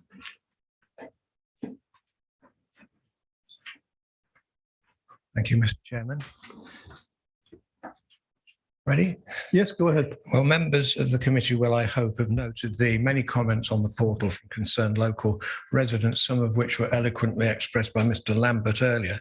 The consultation exercise was conducted online long before the proposal reached planning application status and the details were known. Since then, the residents of my ward have been largely ignored, including those most likely to be affected, right next to the pitch, such as the residents of Falkland Grange Care Home. And as for the Priory Hospital, also next door, my repeated requests for them to be considered and even mentioned in the application have been ignored, and no one's accepting the existence of the mental facility at the Priory Hospital. It's extremely offensive. Local residents know how busy this area already gets on rugby match days. The applicants have failed to reassure them with their fears over noise, light, traffic, and above all, parking. And the answer to the question earlier about the height of the pitches is 2 meters higher than the adjoining rugby pitch. And the floodlights that were mentioned are at the other end of it. So they don't have the impact on Falkland Grange and those other properties that they will have. I'd like to mention the transport plan, which in my view is wholly inadequate, prepared by consultants who don't know that Wash Common is at the top of a steep hill. The idea seems to be if you say that people will walk or cycle there up Newtown Road or up Andover Road, if you say it often enough, they'll do it. They won't, because they don't. People don't walk or cycle in the main to the rugby ground. They drive there, which is why there's a problem with parking in surrounding areas already. This is another development foisted on Wash Common that will be largely reliant on the car, and it's completely incompatible with CS7, the core strategy, which says we will put in place a sustainable transport network which prioritises walking, cycling and public transport. In conclusion, I support the council's plain pitch strategy, but Monks Lane is the wrong place. It concentrates too much in one small area. There are already 3G pitches at Park House and St Bart's, and talk of another one at Newbury College, which is great. But when there's those sites are there, and when there's a great site for a stage 2 football ground in the middle of the town, this proposal makes no sense from a financial, environmental or sporting point of view. And I do hope that members will reject it. Thank you very much, Mr. Chairman. No, thank you very much, Councillor. I've got 3 hands up so far, but I'd like to address something that Councillor Abbs referred to, and I think we all know because we've all seen copies of it. So-called, we're going to have a judicial review. This has got absolutely nothing to do with planning, but I'd like the monitoring officer to comment, please. Sarah. Thank you, Chairman. I confirm that the council did receive a letter from a barrister yesterday requesting that the matter before the committee this evening be deferred in order to enable legal advice to be given to an objector to the application. However, on the basis of the information within that correspondence, I can confirm that there was nothing in there. No material planning considerations were raised within that were not already fully considered within the reports and matters before this committee. And furthermore, I think this application has been known for some considerable time, and clearly it is not appropriate that an application be delayed unreasonably, and on that basis, we confirm that we were not prepared to delay this matter coming before the District Planning Committee this evening. I think the matters that have been raised will be addressed, and they have been raised already again by people speaking to the committee this evening. And I think officers are satisfied that the council's position is sufficiently robust. So I think unless there's anything further that you wish me to add at that. No, I just want, I leave the council's position robust, otherwise to your good selves to determine. What I just wanted to clarify is talk about a judicial review, even maybe a threat of a judicial review. And I just wanted your guidance to the members tonight before they make a decision that they should ignore such comments. It has nothing to do with, you should not take it into account during your decision. Is that correct? Yes, Chairman, there is a risk of judicial review or appeal every time a planning application comes before a committee. So that is not of itself a reason not to proceed. And as I say, we have considered the material that was put forward, and there was nothing in that that gave us any cause for concern with the matter being determined tonight. In terms of planning? Yes. Thank you. Thank you for clarifying that. We have Councillor Vickers, Councillor Barnett, Councillor McKinnon. Tony, you go first, please. Thank you, Chairman. Councillor Abbs, Adrian, you come back in one of your points to this issue of category D. And we heard from previous exchange that there's about a 50% difference, 45, I think I worked out roughly, between the capacity at step E and step D. How significant do you think that is, given that this is a standalone application, we're told? Thank you, Councillor Vickers. I think that the difference is very significant because, as I mentioned before, when we were sitting at Western Area Planning, we were told point blank to consider this only as a step 6, not as a step 4 at all, even though aspirations were to develop it to a step 4. Now, at that meeting, I expressly looked at the conditions associated with having a step 4 category D facility, and the dimensions that are mentioned. And in fact, it would be useful if Mazzy or someone was to bring the slide back up that shows the pitch dimension, because it's sometimes easier to point to something than describe it. But you can see that the edge of I think it's the eastern edge of the pitch abuts the next rugby pitches. And if you look at the dimensions that are actually used there, basically they fit because it assumes that nobody will be in the 3-metre runoff area, which is behind the goal. Well, I don't know about you, but if there's a football match on, I've never seen one where they don't run into the runoff area, and potentially usually the crowd is much further back than that. So that leads me to a second thing that I was considering when I was looking at why it doesn't really meet the step 4 category, is that it specifically states that the spectators should be available to be able to stand on or sit on all 3 sides of the fence. So let's just say stand on all 3 sides of the pitch. One side of the pitch is a technical area which they're not allowed, and in this case is an area which is basically over a cliff. So, and then of course we have the barrier, the fence, if you like, between that and elsewhere to stop people looking at it, all of which creates, well, you simply can't do it. You can't actually get the people on all 3 sides. And if the requirement is that they must be available to spectate on all 3 sides, like behind the 2 goals for sure, and at least one other side, well, how can you achieve it? So it fits, but it's actually not usable. So, and I'd made some other notes about capacity, but Councillor, because that wasn't your question. So I hope that answered it. So, Phil, Councillor Bonnet. Yes, through you, Chairman. Councillor Abbs, you made this sort of statement that you thought the average attendance figures mentioned by the highways officers were a little bit incorrect. I think you used the word something to that effect to your assumption. Could you perhaps elaborate a little bit more and give some thoughts to why you made that statement? Yeah, happy to, Councillor Barnett. The high response, I think I'm sure everybody's read the papers, specifically states 150 to 175 is the minimum to maximum attendance. However, just go to footballwebpages.co.uk, which, I use the internet to do a little bit of kind of checking on things. I don't just assume that what I'm told is correct. 2018 to 2019, the number shown is 118 to 286. 2019 to 2020 was 118 to 661 when they played Salisbury by the looks of it. 2020 to 2021 was 124 to 227, and 2021 to 2022 so far is between 70 and 451.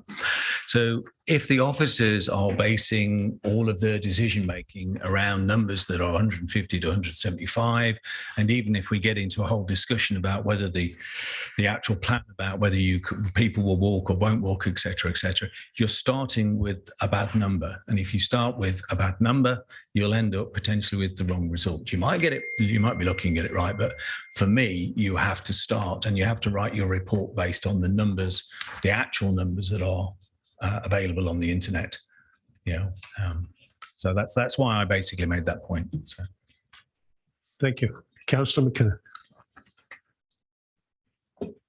Thanks very much, Chairman. And I've got just a couple of questions for Councillor Abbs. Nice to see you. Hope you're well.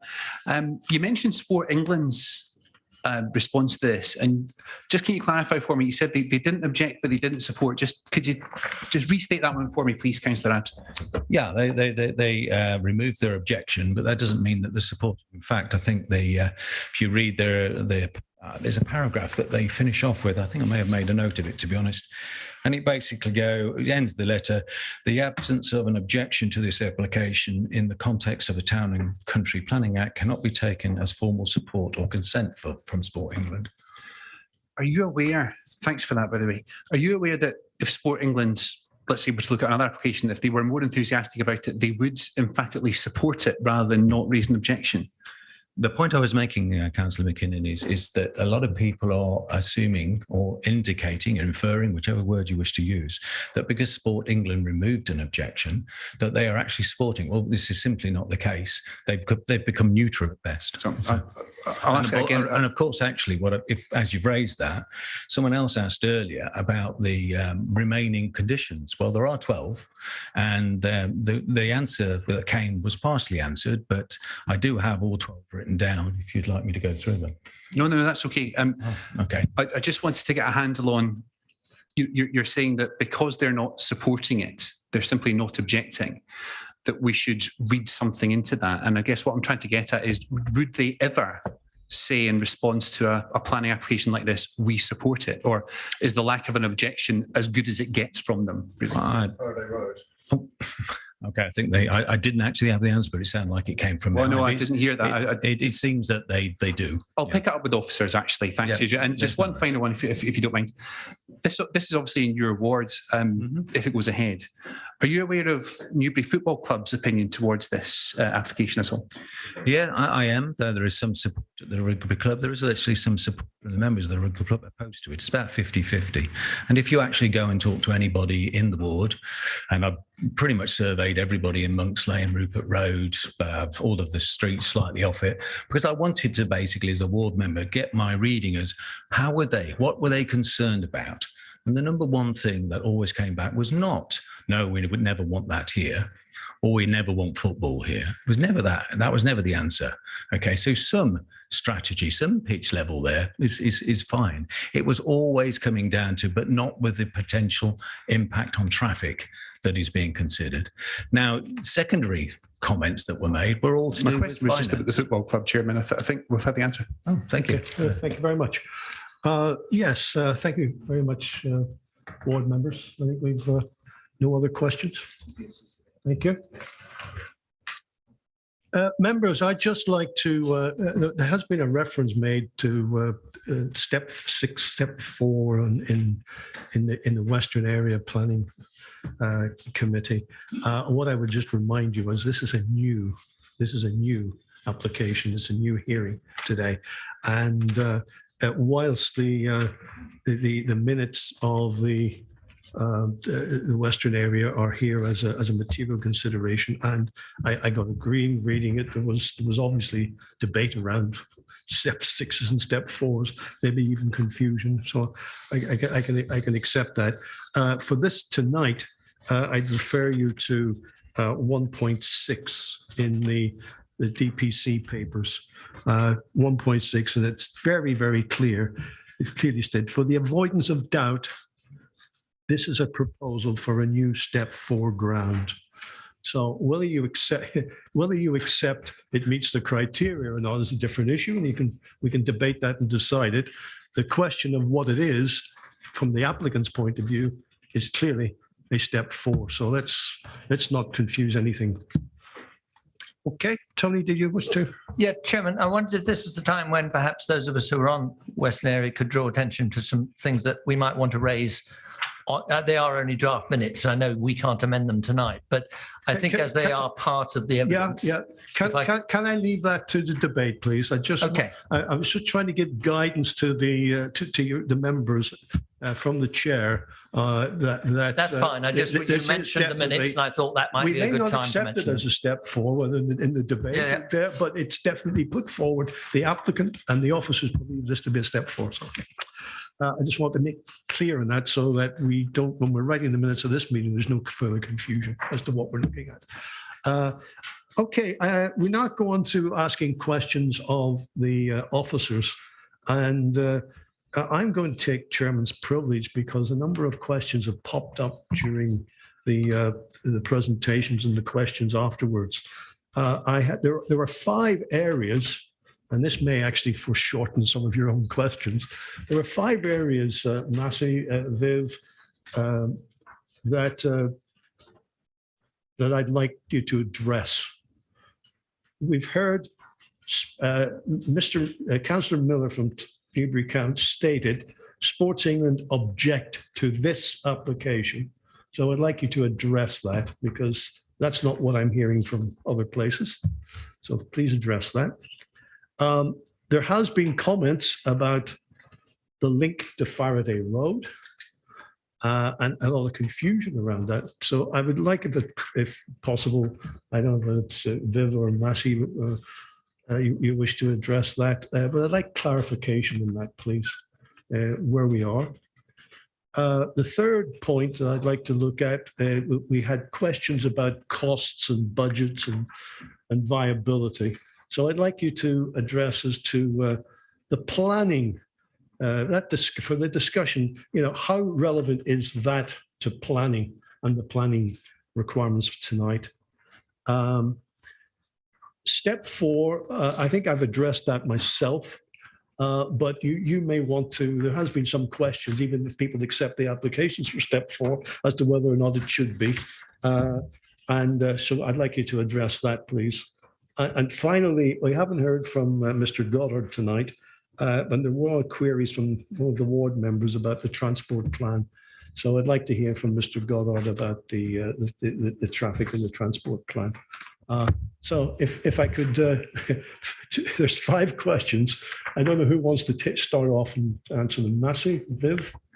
I can do. Thank you, Mr. Chairman. Simon, I forgot about you. You could help as well, pitch in. I think, Chairman, I think first of all, you've raised the matter of the mention of Sport England objecting. The Sport England comments do not object to this planning application. That's stated quite clearly within the comments. The objections within the Sport England comments are raised by the RFU and the FA. And the Sport England consultant has made a planning assessment of the objections raised by the RFU and the FA, and in that planning assessment has not found material planning considerations to carry forward to an objection on behalf of Sport England. So to be quite clear, the RFU and the FA are Sport England's consultees, and the matters they raised in objection do not form material planning considerations that Sport England consider would make an objection to this planning application. The second issue that you've raised, Chairman, is the link to Faraday Road. To be clear on this application in planning terms is not to be linked to Faraday Road.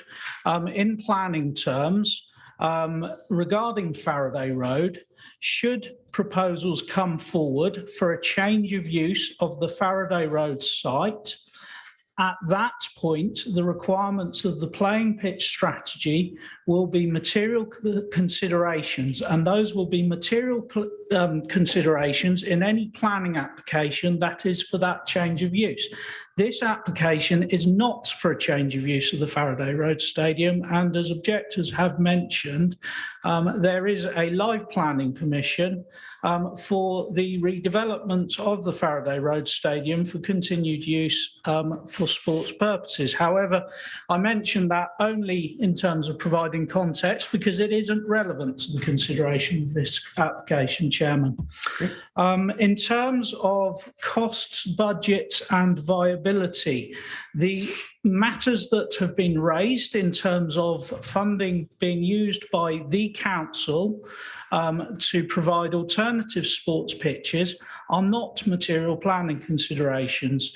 Viability of this facility is a material planning consideration, but only in as much as the business plan associated with the ongoing viability of the facility is a consideration for Sports England in terms of their representations on the application. In respect of the Step 4 facility, members, I can understand that there is a degree of confusion over this. The proposals are set out in I hope that you should have said was a degree of confusion, not still is. There was a degree of confusion. Thank you, Chairman, for your point of clarification. For my own point of clarification, members, the relevance of Step 4 in terms of this planning application is in terms of mitigation of the impacts should the facility proposed be used at a Step 4 level. So does it provide sufficient parking provision for a Step 4 level? Is the noise assessment based on a Step 4 level? Those are relevant material planning considerations. The spectator provision isn't so much a relevant material planning consideration because quite simply, if the facility doesn't provide enough for spectator facility for use at a league equivalent to a Step 4 level, then it won't be able to be used in that league. It won't obtain the relevant certification for matches to be played at that league. So it's the considerations there are the ones that I've mentioned in terms of mitigation of the potential impacts associated with that level of intensity of use of the site. And then, Chairman, I believe the last matter was to refer on to highways. For yes, comments. I would. Paul, are you happy to come in and give me your penny's worth? Thank you, Chairman. Good evening. I'm happy to answer any questions that members have. My understanding is that the point that you raised was regarding travel plan issues regarding the location. Currently, no travel plan, a proper travel plan is yet to be submitted, but I'll get onto that shortly. I would refer you to condition 5 of your committee report on page 26. Currently, what is being submitted with parking, turning and travel is how to get their page with travel instructions initially for the football club as it currently is. The location I consider is well served for pedestrians, for cyclists. There is a cycle route all the way along much of Monk's Lane, which crosses over the A339 towards Pinchington Lane, etc. There are bus services that go along Monk's Lane. So I consider that the area is quite well served with reasonable opportunities for alternative travel modes that can serve the site at this current time. The provision of a full travel plan is one of the measures outlined in condition 10 on page 27. I can say a bit more about this condition if asked, but this is a very important condition for us in highways, and it covers the likelihood of if the club is promoted and a greater number of spectators come to the site. And there's a number of stages and measures in there, and one of the measures would be the provision of a travel plan that would include appropriate incentives, what you would normally expect in a travel plan, and the provision of overflow car parking at Newbury College with the potential for a shuttle bus that would take people from the college into the site.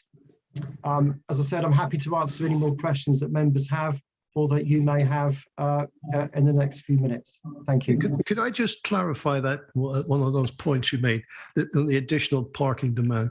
The additional parking demand is on the amount of spectators who may turn up, regardless of what playing level the football team is at. Is that correct? It's not tied into a step 5, 6, 4 or what have you. It's just volume of traffic. Is that correct? Chairman, I have no concerns about traffic volume because the uses prescribed, the training. Let's call it parking volume then. The map is outside weekday travel peak periods.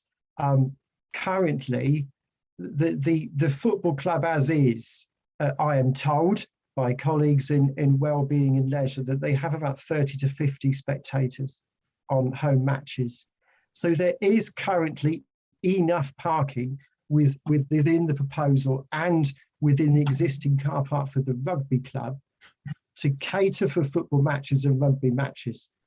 The question is that when they get promoted, then the measures in condition 10 then kick in, and that includes the additional car parking at Newbury College. Okay. Thank you. Members, I thank you for bearing with me while I had the chairman's privilege and some of those questions. I hope you found them relevant. I have several councillors: Bridgman, Culver, Barnett, Vickers, Bennyworth, and McCrow.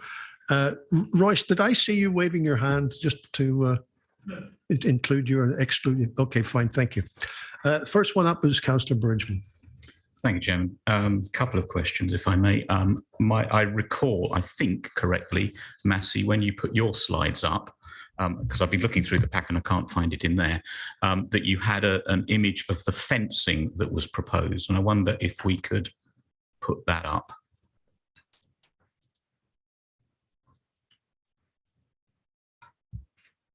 Yes, sure, Councillor. Just bear with me. Thank you.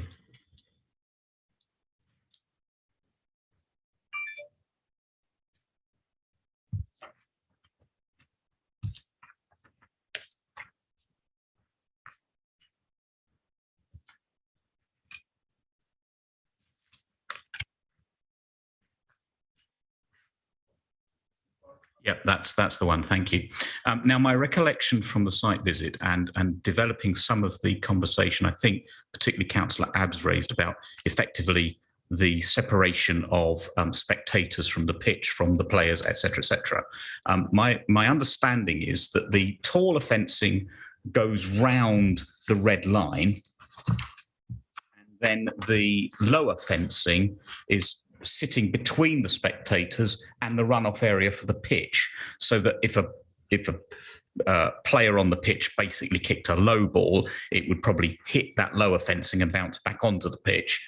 And the spectators would be behind that lower fencing, and therefore the numbers that the applicant has come up with for the number of spectators the pitch can accommodate standing around the edge takes into account the distance between the taller fencing and the lower fencing. Have I got that correct?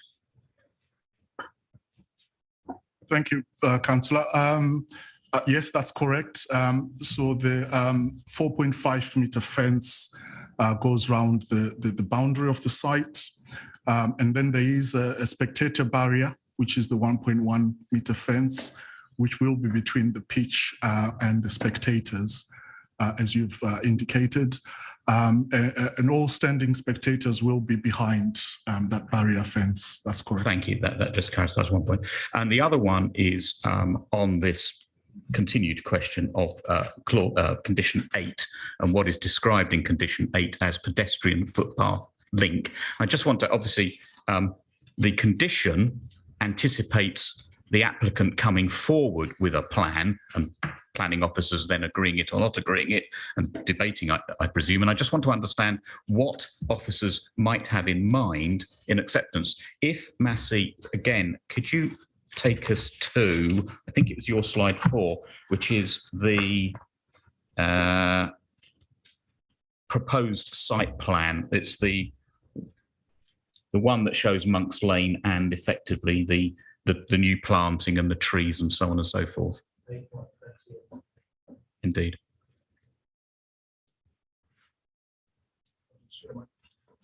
Thank you, Councillor. I'll just share my screen again. Yeah.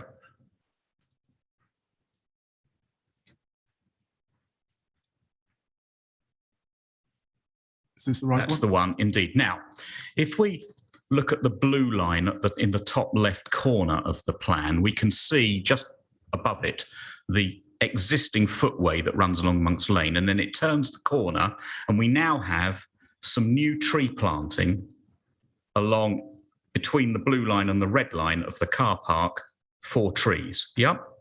Now, my comment to the architects was I didn't quite understand when we're talking about this footpath from Monk's Lane into the site, exactly what we're talking about and where this footpath, and I use the term advisedly because you've heard me, and no doubt your comment, whether I've got this correct, distinguished between a footpath and a footway.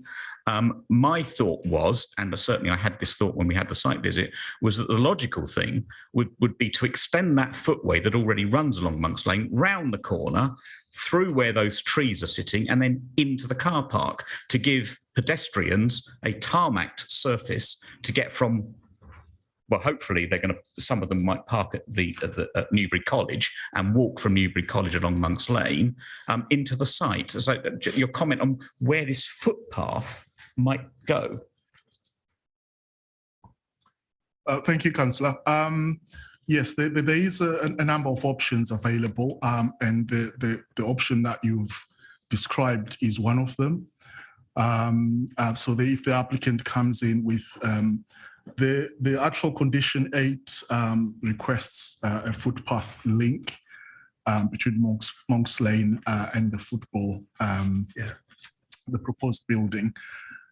So there are a number of options they can explore as the plan shows. They can consider going into the site before the new trees, or they can consider a footpath right up to the vehicular access into the site, and that can be considered when the condition is submitted or the details are submitted. I will add that there is an ad hoc footpath existing, which I expect pedestrian supporters, spectators use to access the rugby club. So within that blue line from Monk's Lane, there is a dirt ad hoc path that's being used. So that there is potential to put it there. So there is a few options. How would we best do that, Massey? If there was a feeling around the room that we were going to approve the application, but we'd like that footpath, because the footpath you're referring to into the rugby club's the other side of the road. So would it be possible to just leave the condition and have an informative, or should we change the condition? What's your advice on that, if the members were so willing to, so desiring to do that? If members have a preferred option, that can be added to the condition. Condition 8 within the report. Okay, at the moment, it only requires a pedestrian footpath link without any indication of how that will be achieved. Okay, understood. Thank you. Thank you, Chairman. Who's next? Councillor Culver. Carolyn. Thank you, Chairman. Mr. Massari, just 2 or 3 questions. In 2.1, it gives the figure of 1,000 spectators for step 4, which, just for the attention of members, as we've heard this evening, that actually needs to say 1,300. And I would also argue it needs to say with the potential of 1950, which is what I quoted from the FA guide earlier. Well spotted. Thank you, Chairman. The agent mentioned that a competent person's report in line with the Green Guide has already been conducted, but unless I'm wrong, I can't see it as part of the pack tonight. So is that available to us? Because it would seem to me that in order to make a decision tonight, we should be able to see that competent person's report in order to reassure ourselves. that this can indeed reach 1,300 spectators and possibly 1,950. And just a final question, if I may, Chairman. Am I right in thinking we should also have a condition to say that if this is approved, we need to find another pitch to replace the lost rugby pitch?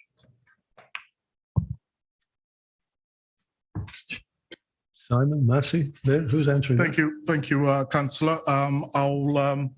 I'll answer the spectators question. As I think the applicant has indicated earlier in their presentation, the step 4 ground grading requires a minimum of 1,000 spectators to meet step 4. There are 2 different categories within the step 4. And the second category has a minimum of 1,300. But as indicated by the applicant, they are not aiming to go above the 1,300 spectators. I think in our consideration of the competent person, officers consider that in our consultation with Sports England, they are indeed a competent person in terms of assessing these facilities and whether they will achieve the required standards and whether they are fit for purpose. And as indicated in Sport England's comments, they consider that the facility is designed to meet step 4, and that's been documented. And we have no reason to go against that. So as far as we can see, the Sport England would be considered a competent person in terms of assessing this. There is no report submitted in terms of a competent person report. But as explained, there has been an assessment of the facility in terms of the spectators. On the Massey, can I just interrupt you? Can I just clarify? It's down to the 1,000 and the 1,300. I think I hear you saying it is a little bit confusing. There's a step 4D and a step 4E. Are we saying the step 4E is 1,000 and the D is 1,300? Is that correct? That's correct, Mr. Chairman. I've got the understanding correct with that, have I? That's correct, Mr. Chairman. Okay, so the actual your paragraph 2.1 is accurate. Apologies, Chairman. Could you just repeat that for me? Yeah, my understanding is the step 4 has 2 grades, there's a D and an E. And I think the D has a minimum of 1,300 and the E has a minimum of 1,000, which is what this is. Too many steps. Yes, that's correct, Mr. Chairman. Thank you very much. Well, if I can get it, you can all get it. Just to add on to the step 4 and the 1,000 spectators, as explained by the applicant, the current assessment has looked at the current step 4 league within the local area. So if the Newbury Football Club is to be promoted to step 4 today, the league they would play in step 4. None of the teams in the whole league are meeting the minimum of 1,000 spectators. So we've taken that into consideration as well in terms of consideration. In terms of the condition regarding the lost rugby grass pitch, I know the applicant has mentioned that they will be looking for a replacement grass pitch. Sport England have not indicated that this would be a requirement as part of this application. The reason is that the current existing grass pitch, which is to be lost, is not used for rugby matches. It's used for training purposes only. And for that reason, the artificial turf pitch will be a betterment and will still provide the training as currently existing. So in terms of this application, there is no condition that the rugby grass pitch is replaced. Can I just ask of the officers, if the members were to insist that that condition was applied, would you be happy with it? Chairman, if I may, my concern is that the red and blue line within this application may not cover land that was proposed for that replacement pitch. So the request might be for an unreasonable condition in that case where the applicant isn't able to provide land to fulfil A replacement for the rugby pitch. with a replacement for the rugby pitch within the actual application site itself. Okay, well, we'll leave that and see what members got to say about that. Who have I, you finished, Caroline? Is that, yeah, thank you. So who's next? Phil. Yes, Chairman, a question for Paul Goddard. Mr. Goddard, I know Councillor Bridgman's been obviously questioning you and other officers in relationship to this footpath looping round the corner out of Monk's Lane into the site in question. I'm more concerned about the actual existing so-called dual footpath along Monk's Lane, which is not necessarily the width of many other dual footpaths, used a lot by many cyclists and, of course, a combination of students going back and forth to Park House. We're obviously, if this is, we're mindful enough to give a positive nod to this application. We are also looking at the possibility of possibly a large number of vehicles parked at the college. And as you was identifying, it might or might not be the case. There'll be transport between one location and the other. There will be a certain amount of walking, if that's the case. Have you considered at all of enhancing that footpath in any way, widening it definitely? Chairman, no, we have not considered widening the footway cycleway along Monk's Lane. It is the view of your highway officers that it's currently fit for purpose.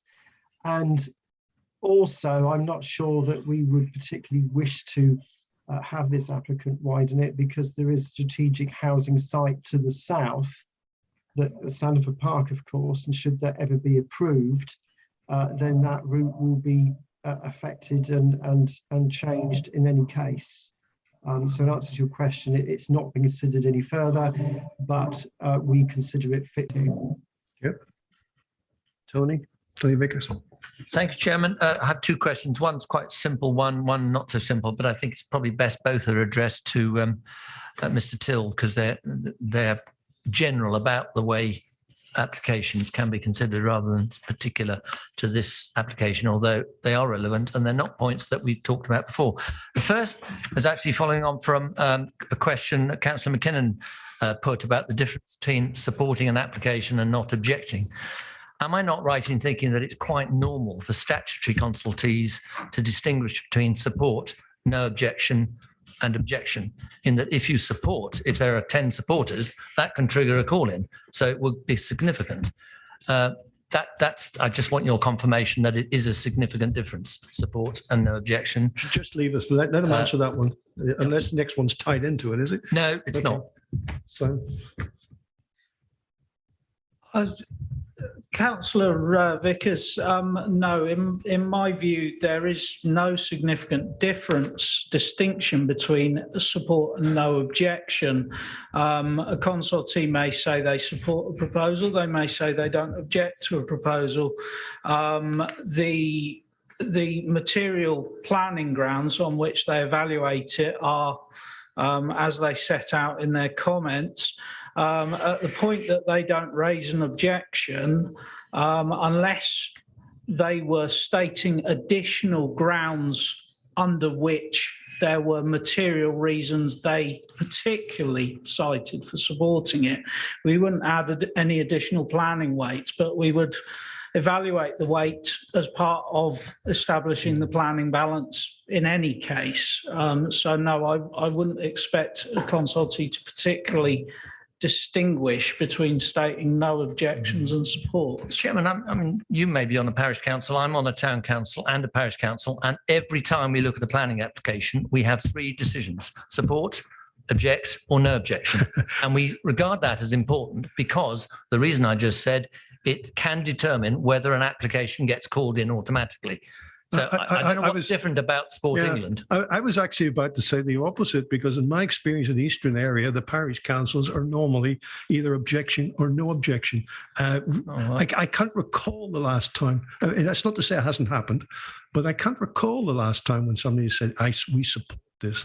It's an interesting one. Well, I can tell you in Western area, it's only we do my it. narrow experience. I'm not the expert on it. I mean, we do it, and perhaps maybe it's another officer needs to reply. The officers are basically saying you can't read too much into it. So maybe not too much, but certainly at parish and town level, and I'm looking at other officers. Yeah. Somebody does a count on this, and if it's a no objection, it doesn't fall into either the support category or the object category. Therefore, it doesn't count towards a call-in. Okay. Well, I think they all work differently is probably the best way. Could you go on? It's a district protocol. Yeah. It's district wide. I don't know whether Sport England are different because they're not. I don't know. Counted in that way. Yes. Yes. Go. If you can clarify. Yeah.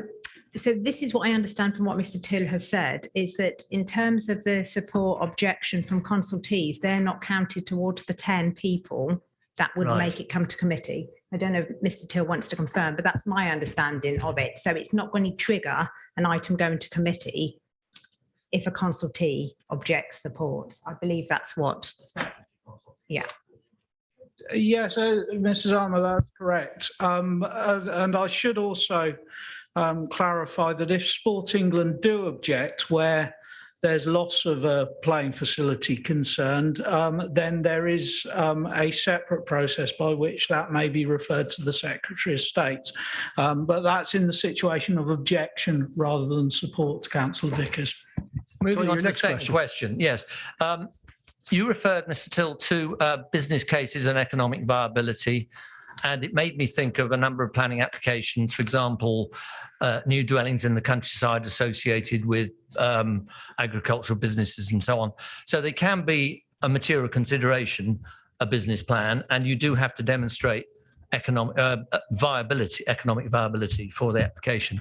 So is it not true that that would apply here if we have an applicant, whoever it should be, and it might be not the council, who wants to build this facility but cannot demonstrate economic viability over a long period, that is a planning matter?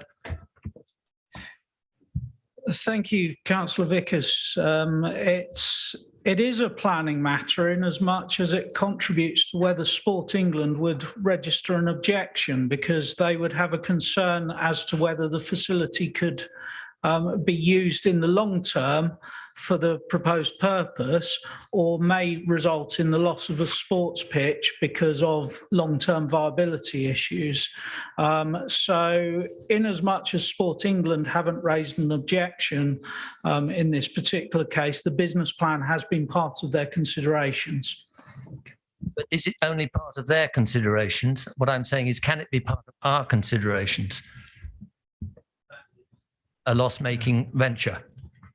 Well, we don't know if it's a loss-making venture. That's speculation. Surely, if we're not considering this as a replacement facility for any other facility, the figures that the business plan is based on demonstrate clearly that it's a loss-making venture. Chairman, thank you. Councillor Vickers, as I've explained, this is a consideration in Sport England's case because they have a concern that this may result in the loss of playing pitch facilities. It would be a material consideration if they were raising an objection, because we have a policy similarly in respect of open spaces that requires us to retain playing pitches. But in this particular case, the relevant consultee are not raising an objection because they have been provided with a business plan, and they do not have concerns in respect of the viability of the facility going forward, that viability position would result in the loss of playing pitches. I think we understand it. I think the question Councillor Vickers asked is slightly different, is given that, what should we do? I can maybe help you, Councillor Vickers, on this, and maybe Brian Little, I see, is on, maybe can come in on policy. My understanding of the examples you use with viability, like in farm diversification or pub replacements, we always go into the business plans, but that's because it's part of our policies. If it was a couple of houses, there's nothing. There's nothing that says, there's nothing about viability. It's specific viability on specific types of applications, is my understanding. Brian, would you like to comment, please?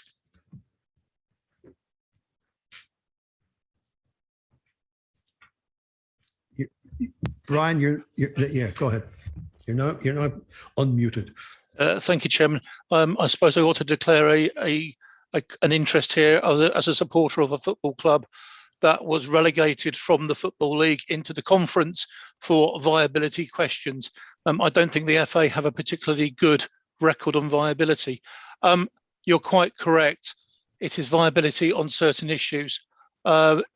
In relation to this application, they could come in with a viability in relation to solar power or something like that, but it's not in the viability in terms of the actual operation of the club. One would have to turn around and say what is short term, what is medium term, what is long term. So again, it is all down to the application and the type and the policies that we have in there. So we have a specific policy about pub viability. And there we have a statement that says what the applicant needs to do in terms of a public house, and they wish to change of use from that public house to something else. We have a policy that says exactly what they need to demonstrate. It's similar to the housing. There is a set of questions about viability, and that is because generally the House Board does not wish to give the council affordable housing. Therefore, they will try and use a viability to get to not deliver full mitigation of the development. Can I have just one? Can I just supplementary on that? Just before you comment, because Viv has got his hand up here, and I think it's relevant to the question. You can still come back if necessary. Viv. Yeah, just to introduce Viv, he's our. For those of you who don't know, he's our interim lead planner. Yep.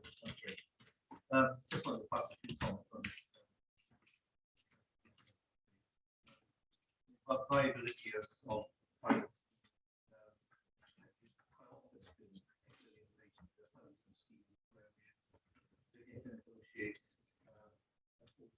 yeah. Viability issues that can be people. The question tonight is whether it's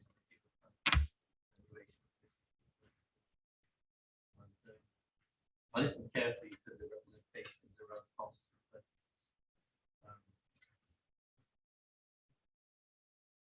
Thank you. Is that any better?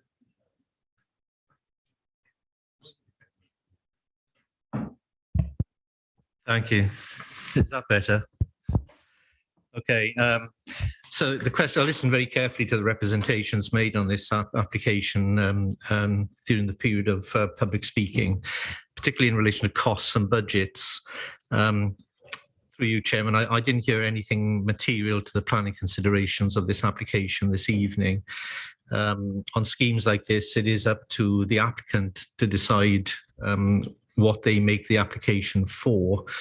And whether they can afford it or not is a matter for the applicant rather than the councillor's local planning authority. I think in this case this evening, it's important to distinguish between the council with two hats on. We have the council as the applicant and landowner, and the council as the local planning authority sitting in the district planning committee this evening. And I think we have to distinguish between those. It's quite understandable for members of the public to be concerned about the viability of the scheme. If they are, then those issues should probably be addressed to the council as applicant and landowner and not a material planning consideration. Thank you, Chairman. Okay, thank you. Tony, going back to you. The point I was going to come back on, and maybe it's better if they've answered it than Brian. I don't know. I'll leave it to them. Even if we haven't got a policy, a planning policy that covers this, doesn't the MPPF cover it by demanding that in the wider definition of sustainability, there is economic sustainability as well as environmental and social. And if you're looking at an application that could be a white elephant, but a building still nonetheless, which wouldn't otherwise be there, isn't that demonstrating lack of economic sustainability? When it comes to the MPPF, I think I got to refer back to Simon or Viv. I think there have been several sort of statements, none of which have been verified in terms of whether that's correct or not, whether it's viable or not. The applicant clearly considers it to be a viable proposal, and they've made a planning application, which is in front of us to determine on its merits this evening. The weighing in the balance between what is in terms of the NPPF.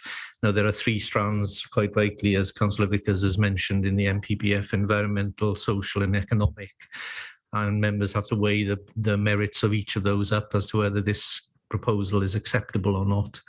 I think as officers recommending the application to you this evening, we've conducted that exercise and feel that the scheme is acceptable in NPPF terms, Chairman. Thank you very much. Okay, I've got Councillor Bennett with Dennis. And then just to clarify with Councillor Macro, that's it. Dennis. Thank you, Chairman. Coming back on Councillor Culver's point, could the provision of further pitches be an informative? And I take your point, Mr. Till, about the red line rather than a condition. Councillor Bennyworth, certainly it could be added as an informative that councillors at this meeting have raised concerns in respect of ensuring that replacement pitches are provided and the applicant's attention is directed to how they go about doing that. Thank you, Mr. Till. Thank you, Thank you, Dennis. Good point. Alan McCraw. Thank you, Mr. Chairman. It's a fairly simple question to Mr. Goddard, actually. In your presentation, you mentioned the term shuttle bus, but I didn't quite get the context. Could you give that to me, please? That's to you, Paul, but the shuttle bus, context of the shuttle bus. Thank you. It is one of the measures outlined in condition 10. If you view condition 10, it's on page 20, starts on page 27. It's one of the measures that would be in place should the club ever get promoted. There's a whole list of things there, including traffic regulation orders, weighting restrictions on nearby streets. And one of the measures to assist in people walking from parking at Newbury College, if that is ever called upon, would be that a shuttle bus would be provided from Newbury College to the application site on match days when required. Hope that helps. Thank you. Okay, thank you very much. Members, I think we've had a very full airing of the issues tonight. We've been going on for 2 hours, 20 minutes, so very comprehensive. So I hope the debate is not going to last too long. I'm looking for somebody to make a proposal to come in, but who wants to lead off on this? Chairman, could I request a quick comfort break? I don't want to destroy our momentum, but bearing in mind we've been going for 2 hours and 20 minutes. I think that's reasonable. Okay, thank you. Where are we? We're could we be back here at well? Let's make it exactly 9 o'clock. It's I make it about 7 minutes to 9. Yeah. Thank you, Chairman. Is that acceptable to everyone? Yeah. Good. Fine. Good point.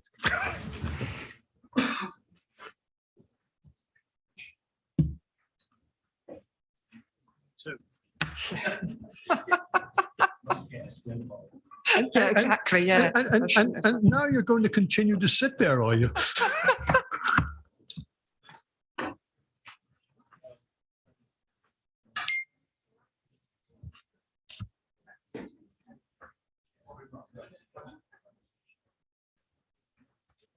God.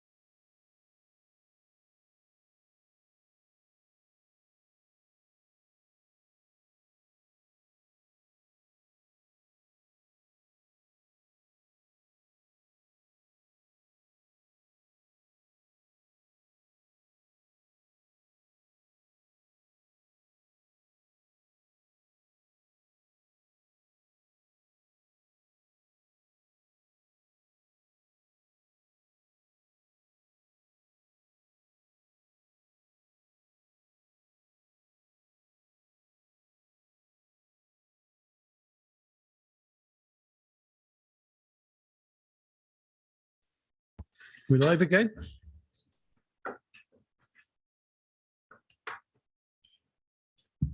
Where's Massey?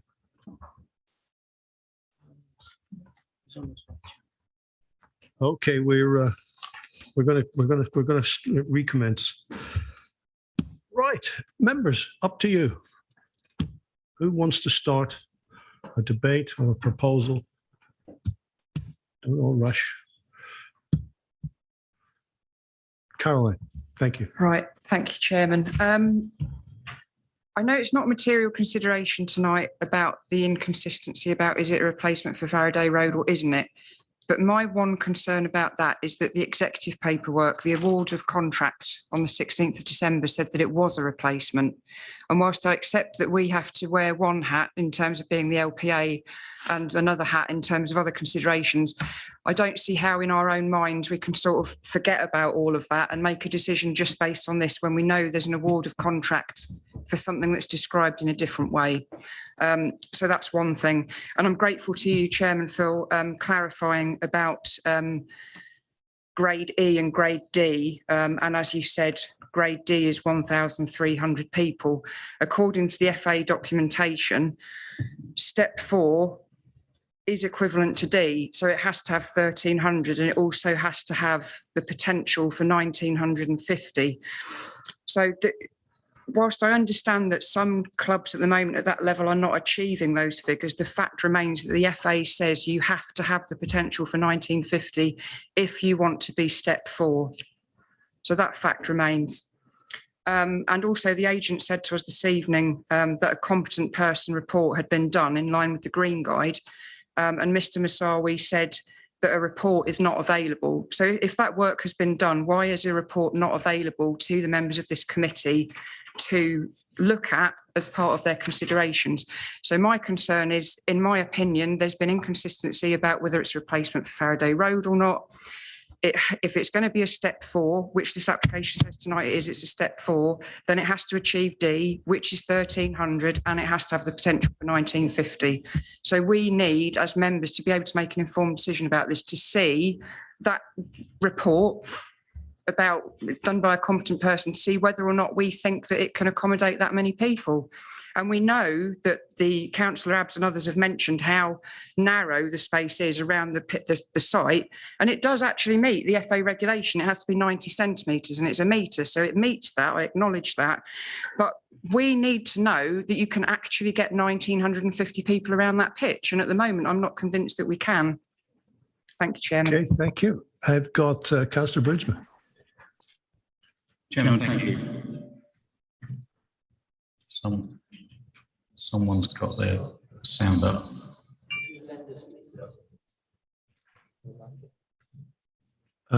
Councillor, what's the problem? 1, 2, 3. That's it. Sounds like that's gone. Sorry, Chairman. In response to what Councillor Culver's just said, I think that my understanding is that the step that is seeking to be achieved is the bottom end of E, but D is achievable. And I think, I would question why there would be 2 distinct bands within step 4 if one of them wasn't step 4. So my understanding is that this will, if it has the capacity to have 1,000 spectators, and as I say, I understand the applicant saying that it actually has the capacity to reach 1,300, achieves a flavour of step 4. And certainly at the site visit, we looked at a plan of the site showing, and the reason I developed the question of the fencing with officers, showing that those fencing lines and showing where the spectators would stand and be seated and be undercover in order to achieve the numbers necessary for step 4. So in my mind, I'm satisfied that this application does achieve step 4 if built out in the way that's been described and in the way the plans have been put forward.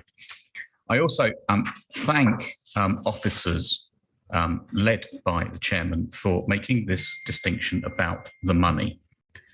As the chairman said earlier, when we've reviewed other planning, planning applications for houses or office buildings or whatever, we haven't considered how the applicant is going to fund the build, or where the money is going to come from, or how much it's going to cost.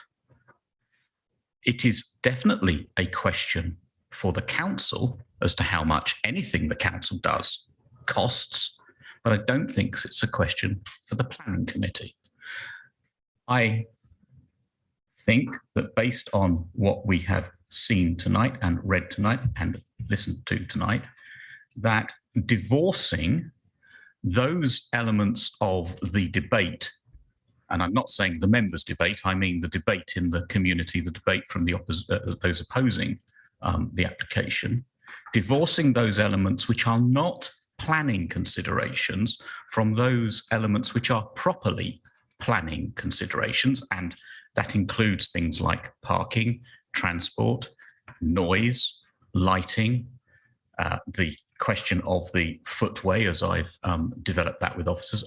I am satisfied that this planning application does satisfy the requirements that we should be looking for as a planning authority, as divorced from our role as members of the applicant.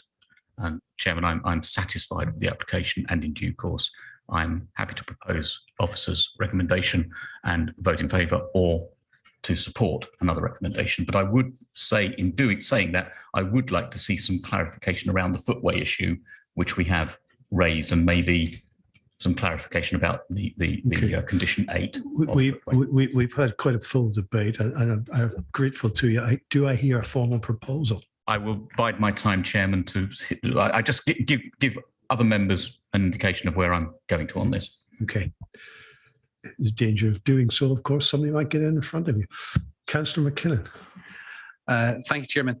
Just to back up what Councillor Bridgman was saying there are 2 categories within step 4. I'm actually looking at the FA's ground grading guidance right now. And category E is required.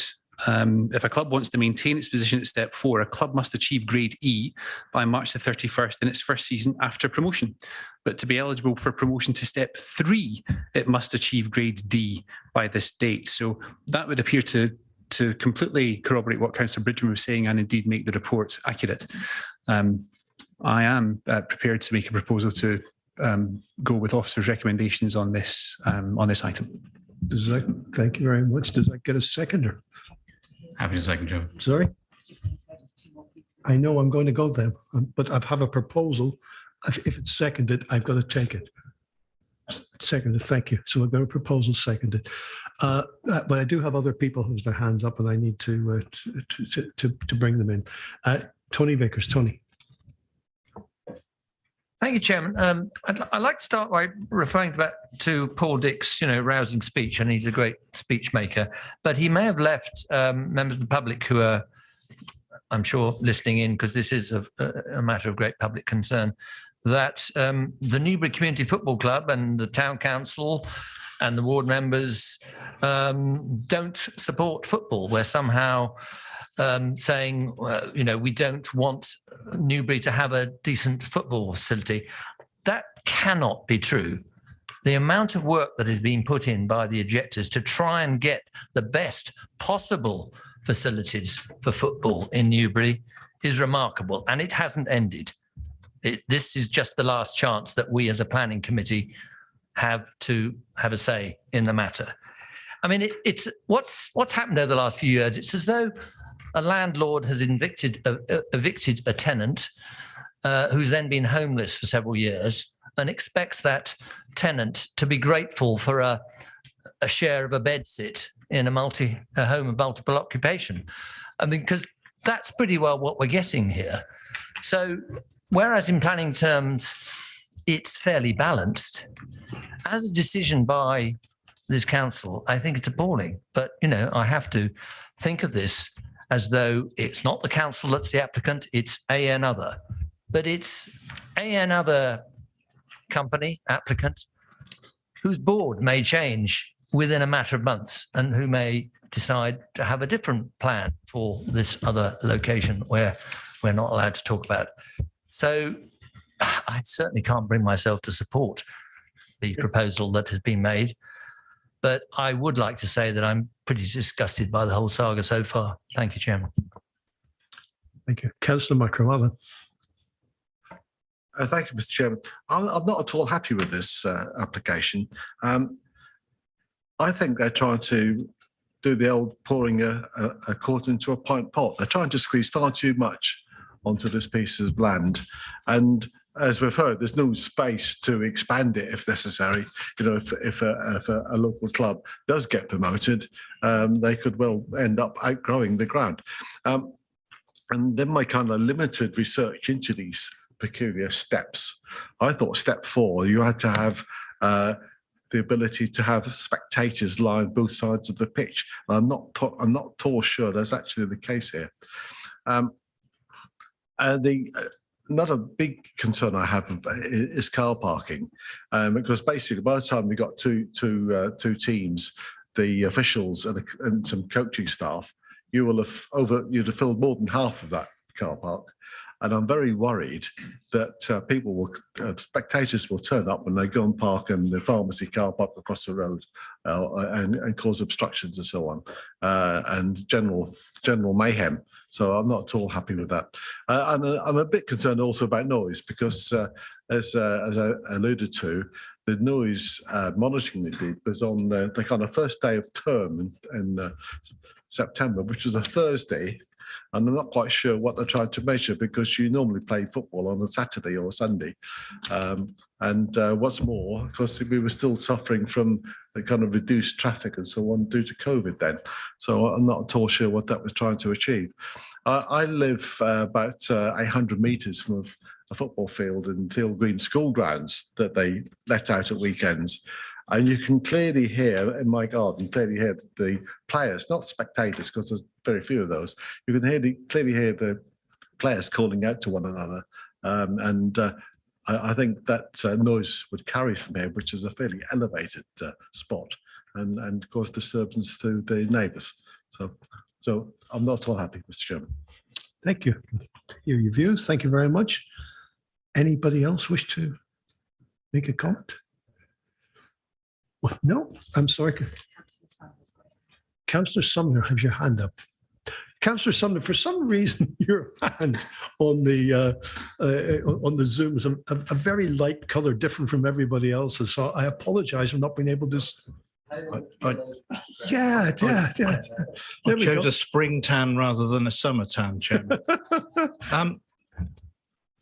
Just picking up on the points that have just been made by Councillor Macro, I think the thing for me really is, if we were intending, if we'd applied, if there was an application for a pitch in a completely new area, then a lot of these issues, I think, would carry a lot more weight. For me, we've got existing activity going on. We've got traffic there at the moment. We've got parking there at the moment. We've got games being played at the moment. I've been up there when it's been healthily supported. It wasn't actually for rugby, it was for a charity run.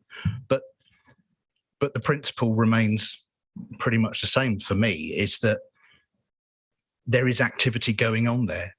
And I think there's been a lot of conversation around, I'm certainly noted in the paperwork, about the management between the two different sports. And I think we've seen that. I mean, I've seen that in my hometown at Reading, at London Irish playing in the same stadium. They didn't play at the same time. They didn't play on the same day. And it's workable, and it does happen. And, you know, you look to carry on with the same example. I look to the parking that's available at the Medacy Stadium. It doesn't house everybody, not even close. There are other parking areas that are utilised around and about the area. Public transport is utilised for the area. And I think that, you know, people do walk. Yes, I've taken the point made earlier on. Yes, it is at the top of a hill. But also mindful of the fact that there will be people that are at the top of the hill living that would have come down the hill and had to go back again for the previous football pitch. So I think, you know, there's balance in this for me. There's a precedent set on activity and everything else that goes with it in that area, and I think that carries some weight, Chairman. Thank you. Oh, thank you, Councillor Sumner. And again, apologies for not going straight to you. So, members, we have a proposal properly seconded. Dennis. Thank you, Chairman. My luminous yellow hand showing You there. did, yeah, but You still didn't see it wasn't up when I first looked. All I was going to say, Chairman, and I know you want to wrap this one up, is that I'm looking at this again with fresh eyes on purely planning grounds. I am struggling to find a reason not to support it. Thank you. Thank you for that. As I said, we've got a properly proposal made, properly seconded. The only thing I'd like to ask, and this may be what you're coming to me for, is there has been talk about an informative about the footpath. So I'll go back to the proposer and say, do you wish to have that included? Yes, Mr. Chairman. Okay. Excuse me, hold on. Yeah, that's what I just said, condition 8. The footpath. It was suggested that an informative be there. And I think you're saying that was originally suggested that perhaps it could be amended. So condition 8 could be amended. I'm happy with the suggestion of an informative. I think we've had to do it. Oh. We've had the conversation. And I think officers have listened to what's been said. It's me. I'm at fault. The informative, in fact, was to do with the replacement pitch. I'm sorry, it was to do with the replacement pitch. The informative was then two informatives, perhaps, Chairman. Two informatives. One on condition 8 and one on the replacement pitch, because it's outside the blue line. It can't be conditioned, but an informative. And you're the seconder. Is the proposer happy with that? Yes, I am, Chairman. Okay, fine. So we're all clear what we're voting on. We're voting, the proposal here is to accept the officer's recommendation with the addition of two informatives. First to be to include that best efforts be made to replace the pitch, the rugby pitch, the grass pitch, and the second one to extend the the footpath or the footway, whatever you describe it. Tony. I'm a bit slow to finding my raised hand. If it's on that condition 8, I do think what concerns me about the footpath is that whatever has come up doesn't involve crossing the car park entrance. It should be possible. Possibly drawing a regular plan that supports people who. Sorry, you've already got on the plan a path shown that comes from the rugby club car park. Yeah. What I don't want to see is people coming in off Monk's Lane having to cross over the car park entrance for this development. It should come straight into the building. Into the car park, into to the avoid any clash with. I think that's what that's my understanding of what's being proposed. Chairman, if I may, sort of thing. Yeah. So far as I'm concerned, an informative, and I take that point entirely. Rather than coming up to the car park entrance, as long as it gets into the car park at some point. Just short of those on trees. The corner or something like that. But I just want to see that the tarmac extended just to bring it in. Just short of those trees. That's how we do. Are we happy to write that, Simon? You got all that? Thank you, Chairman. Yes, I've noted that. Okay. So we have a proposal, as I said, properly seconded with those two informatives. All those in favour, please show.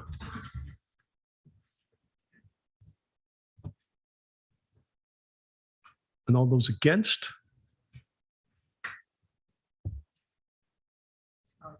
5-5. It's 5-5, and I have the privilege as the chairman of having the casting vote. And I'm going to say, before I tell you what it is, well, you know what it is, I've already voted. The argument that persuades me most was the comments that Councillor Summers Richard made. If this was in a completely virgin field on the edge of town, we may have different kind of views, but it's already in a sports facility.